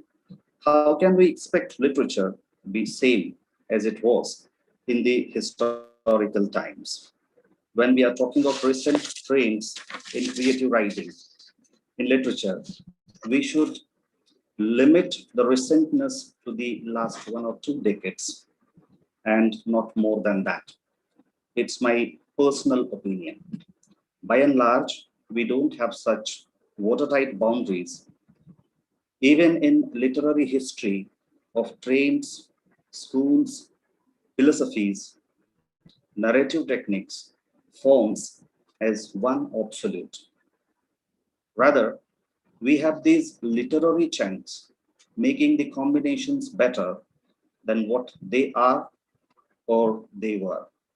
With many changes in narrative techniques, the recent one gaining ground rapidly in the recent years is the graphic novel format, which is a hot and favorite of new age readers. It's a combination of fiction, non-fiction, and anthologies. The Indian writers like Sarabjit Sen, Dev Kumar Mitra, Pinaki Dey, and Shekhar Mukherjee have joined the global trend through India's first anthology of graphic short fiction, long form volume 1, as an annual series of short stories in graphic fiction format. The genre is seen as subversive, where not just form, but social and cultural status quo is questioned and reinterpreted, thus lending itself well to political commentary. For sure, this may create a wider space for itself in near future. Sci-fi has been another recent trend after the late science fiction writers Huxley and H.G. Wells. The trend has also been popular. I hope I'm audible. Second? Yes, sir. Yes. Yeah, okay. So this trend of sci-fi after Huxley and H.G. Wells is now popular as speculative fiction. The legends like Ursula Le Guin made it popular in the Western world through fantasy, horror, superhero fiction, alternate history, utopia, and dystopian fiction, and supernatural fiction, or combination of thereof. In fact, I was waiting for a longer time for somebody to dig up a trend recently been recognized and honored by Olga Tokarczuk, the winner of Man Booker International Polish writer, who shared the stage and the prize money with translator Jennifer Croft, sending out a subtle but significant message. From being unappreciated, poorly paid writers with names in smaller font below the original authors, translators, are now in the spotlight for her translation of Flight in 2020. Dr. Dayanand Mane did it aptly by quoting from examples, Marathi translations from Marathi to English, very appropriately. So I thank him for doing this on my part early. Translations are the way into people's heart. They are the real stories and histories. Long back, we have read S.L. Bhairappa's Parva, but seldom we remember K. Raghavendra Rao, the English translator of the same. So let us hope this trend will justify the cause of translators in future as well. A recent trend making a shift from page to screen, which has been very appropriately explored by the last paper presenter in his emerging trends of the OTT platforms and the web series. That makes a shift from page to screen in the form of web series. The famous game changer, Sacred Games on Netflix, changed the picture of entertainment and cinema altogether very recently. With these, a few other things, other trends we can say, like one or two papers, they were talking about the myths and myth making. But one more thing that I think could not be a part of this discussion throughout was poetry and the unusual trends that we have seen by the stalwarts in Indian writing in English, Indian English poetry, by Jayant Mahapatra and Niranjan Mohanty for their experiment of writing longer poems, though not epic, but having structure like an epic in Mahapatra's relationship, where the great Indian myth or the myth-making ability of the poet could be seen to its climax. And in another poem by Niranjan Mohanty, Krishna, and there is one more, Prayers to Lord Jagannath. So even this could be a recent trend, not more than some 10 or 15 years older in Indian English poetry.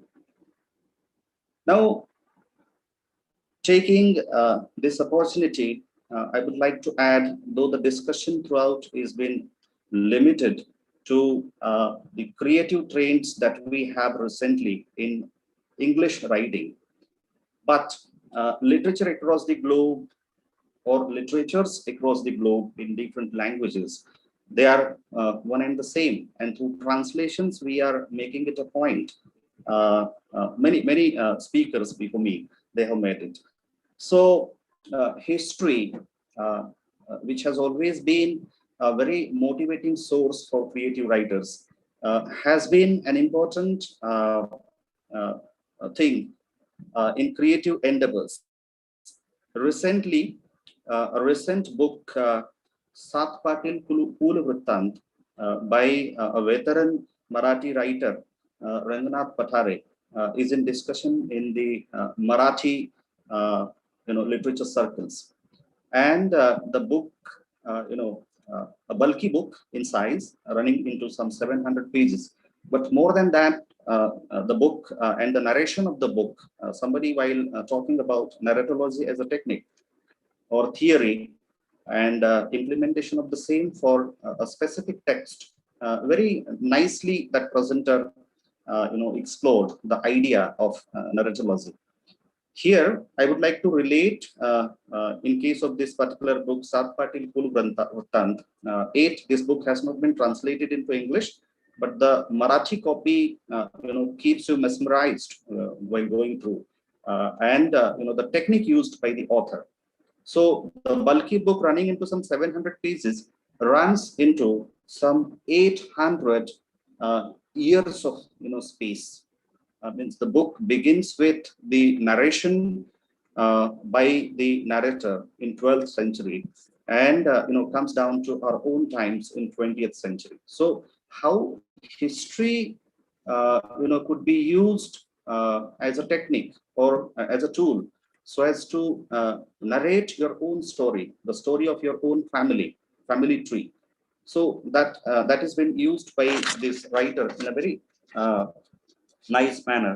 But unfortunately, we have had no one to talk about how history could be used as a tool of creative writing, and recently how that has been used. Now, putting a full stop to my editions, now I come to the presenters to record my observations in just 1 or 2 sentences, because I know we have been online for comparatively a longer period. So in 2-3 minutes, I'll sum. But if I fail to put my observations on the individual paper presenters, it won't be good, because they have put their efforts.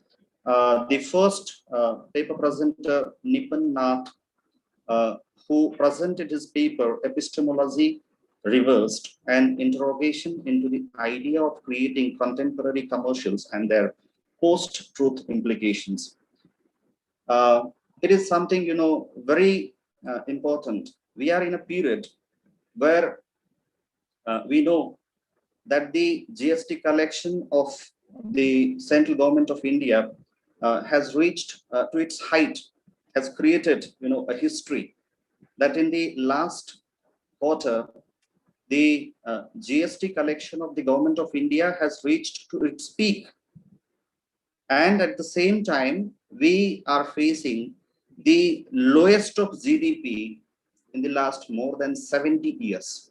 So such, you know, very opposite things we have as a reality, you know, in our time. And though all of us, we consider that we are, you know, humans, we are individuals, but most of it before, you know, the worldly reality that we have, we are not just, you know, human beings, but we are, you know, consumers. Somebody, you know, one of the presenters said, we are consumers.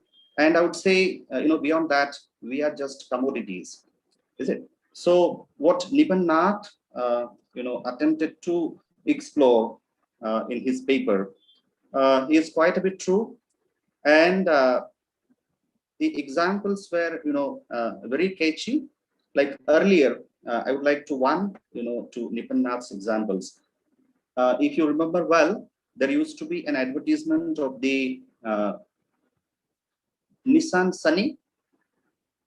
It is a car, and a wife, one who purchases the car, she says to her husband, "Honey, have you seen my new car? It's not just a car, it's car." Means giving the space in the pronunciation of that word car, she suggests that the vehicle is having too much of space. It is a lengthy car. Now, it was okay. The advertisement I'm referring to, that used to be there on television channels some 3-4 years before. But recently, as Nipun Nath in his paper, you know, made it a point, in 2019, a giant in, you know, the automobile industry, Morris Garage from Britain, launched its SUV, MG Hector. And it says, through a feature of this car, which wishes the owner, "Welcome, Mr. Benedict." And the, you know, speaker thereafter makes it clear, it's not just a car, it's a human thing. So we are in such a period where, you know, human beings, they have been taken over by the technological advancement and, you know, the things made available with it. It redefines a relationship of pathetic souls who have a remote control in their hand, but can only increase volume. They cannot raise their voice. They can only increase volume, but cannot raise their voice against the reversed epistemology, in the words of Dr. Nipun. I congratulate him once again.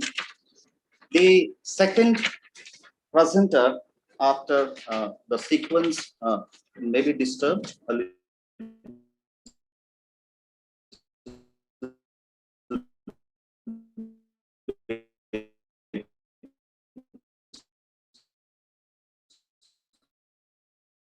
That is because of the shift from one content, very much contented presenters, the papers, especially his paper on narration, focalization, and other narrative aspects in Megha Majumdar's Burning, a narratological analysis.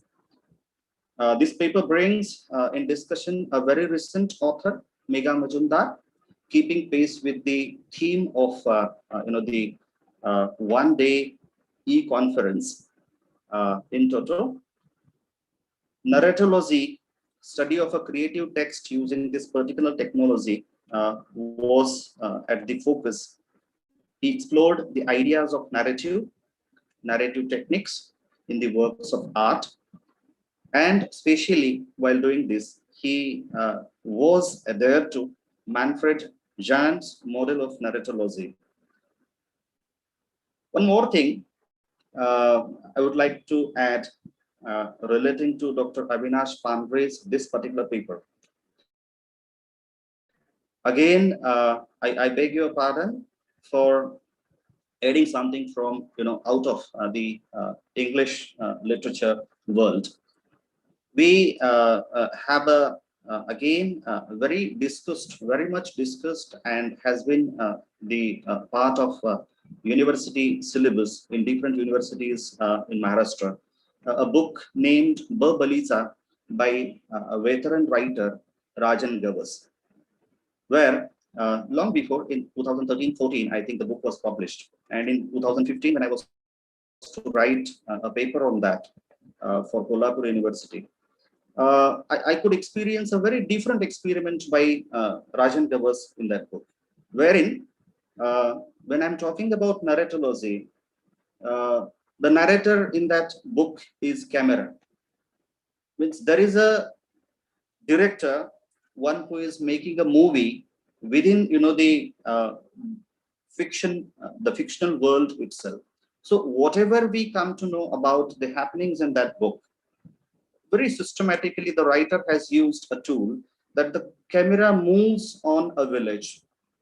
The camera then goes to the field, and the activities they have been captured by the camera, through that capturing the pictures, we come to know about the happenings in Balita. So such recent trends in the narrative techniques we have in our time. So I congratulate Dr. Avinash Pandre as well for bringing such very recent thing to the attention of the participants today. Then we have Mohit B. Save, whose incidency borders of gender, caste, religion, and nation in Arundhati Roy's The Ministry of Utmost Happiness. Contemporaneity, I would like to put my observation in brief about this particular paper. Contemporaneity, a major trend in our time, we do witness in everything. And if creative writers and the readers both, they keep this particular trend away, perhaps that won't be acceptable in our time. Royce's this particular text, The Ministry of Utmost Happiness, is throughout keeping pace with contemporaneity as a dominant principle.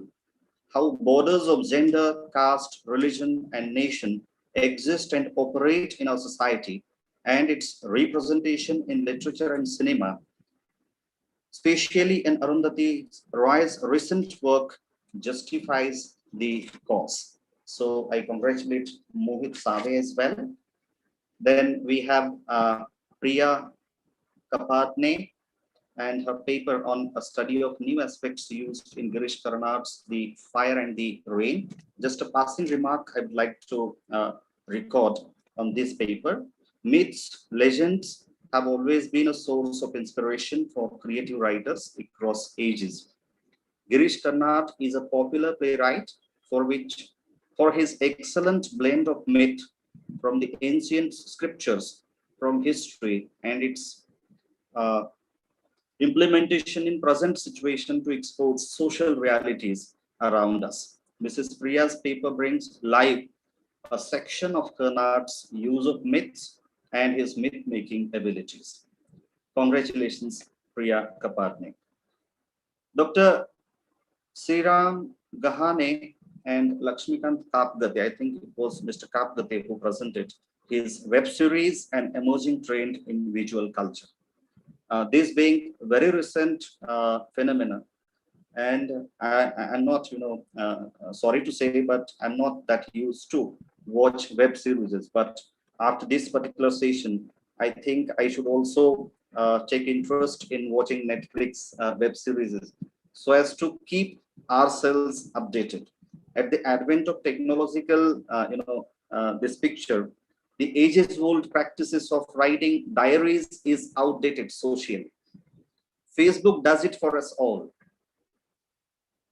Google Map keeps your journey record, much of your routine on record visually somewhere, and online, this, YouTube videos, web series, webisodes, and online web shows available are very much popular these days. We, as an integral part of this visual culture, need to keep pace with it, and keep ourselves updated. I congratulate from the bottom of my heart to Lakshmikant Kapgate as well. Just one or two words. Mrs. Pranita Kamat's review of, yes, emergence of climate fiction in the Indian literature, a review. It's good that she has named her paper as a review. So, amid cloudbursts, cyclones, melting icebergs, rising sea water level, destroyed agriculture every now and then across the world, rising cases of flood, change in routes of rivers, if we avoid or keep mum over ecological issues, we as readers and creative writers will also be falling in our duties, is my opinion at this end. Mrs. Pranita Kamat's review of Cli-Fi, that is climate fiction, sheds appropriate light on the issues of ecological concerns taken by creative endeavors that we have seen, and the authors and the texts she mentioned in her presentations. Just last one. Anybody left over? Yeah. I think I could record my observations, what I felt that I should mention. Forgot somebody. Everybody's attempts were very much, thoughtful. They, could be seen. They have put their best while writing their papers, and due to lack of time, if somebody, found it insufficient to present it before us all, but never mind it. It was excellent overall. Before stop my words, I would like to thank the organizers, Mr. Srikant Puri, and inviting me to be a part of this intellectual feast today. Once again, I thank you all. Thank you. Over to you, Srikant. Thank you, sir, for using flashback technique to review the whole conference and adding new aspects to it. Thank you very much. Now I would like to call upon Ms. Alka Kulkarni to express vote of thanks. Over to Madam.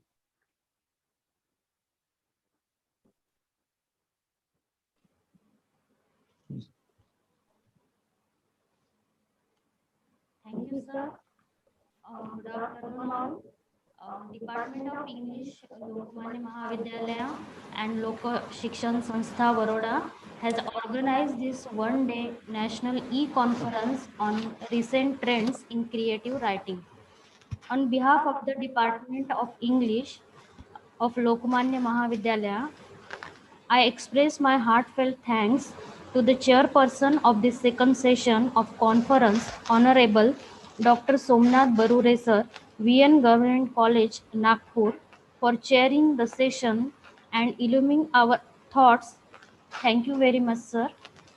I express my sincere thanks to the President of Lok Shikshan Sanstha Varora, Honorable Professor Shrikant Patil, and Principal of Lokmanya Mahavidyalaya Varora, Honorable Dr. Subodh Kumar Singh, for their support and guidance. I would also like to express my gratitude to all the scholars who contributed this conference by sending research papers, especially Dr. Nipan Nath, Mohit Save sir, Dr. Shri Satish Karnake, Dr. Avinash Pandre, Smita Borade, Priya Kapadne, Lakshmikant Kapgate, Pranita Kamath, Madam. Thank you very much, one and all. I would also like to thank our college teaching staff and non-teaching staff for their huge cooperation. I also thank one and all who helped this conference make a huge success. Once again, thank you very much.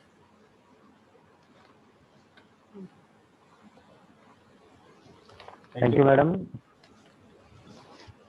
On behalf of the chairperson, I declare that this conference is over. Thank you very much, one and all. Thank you.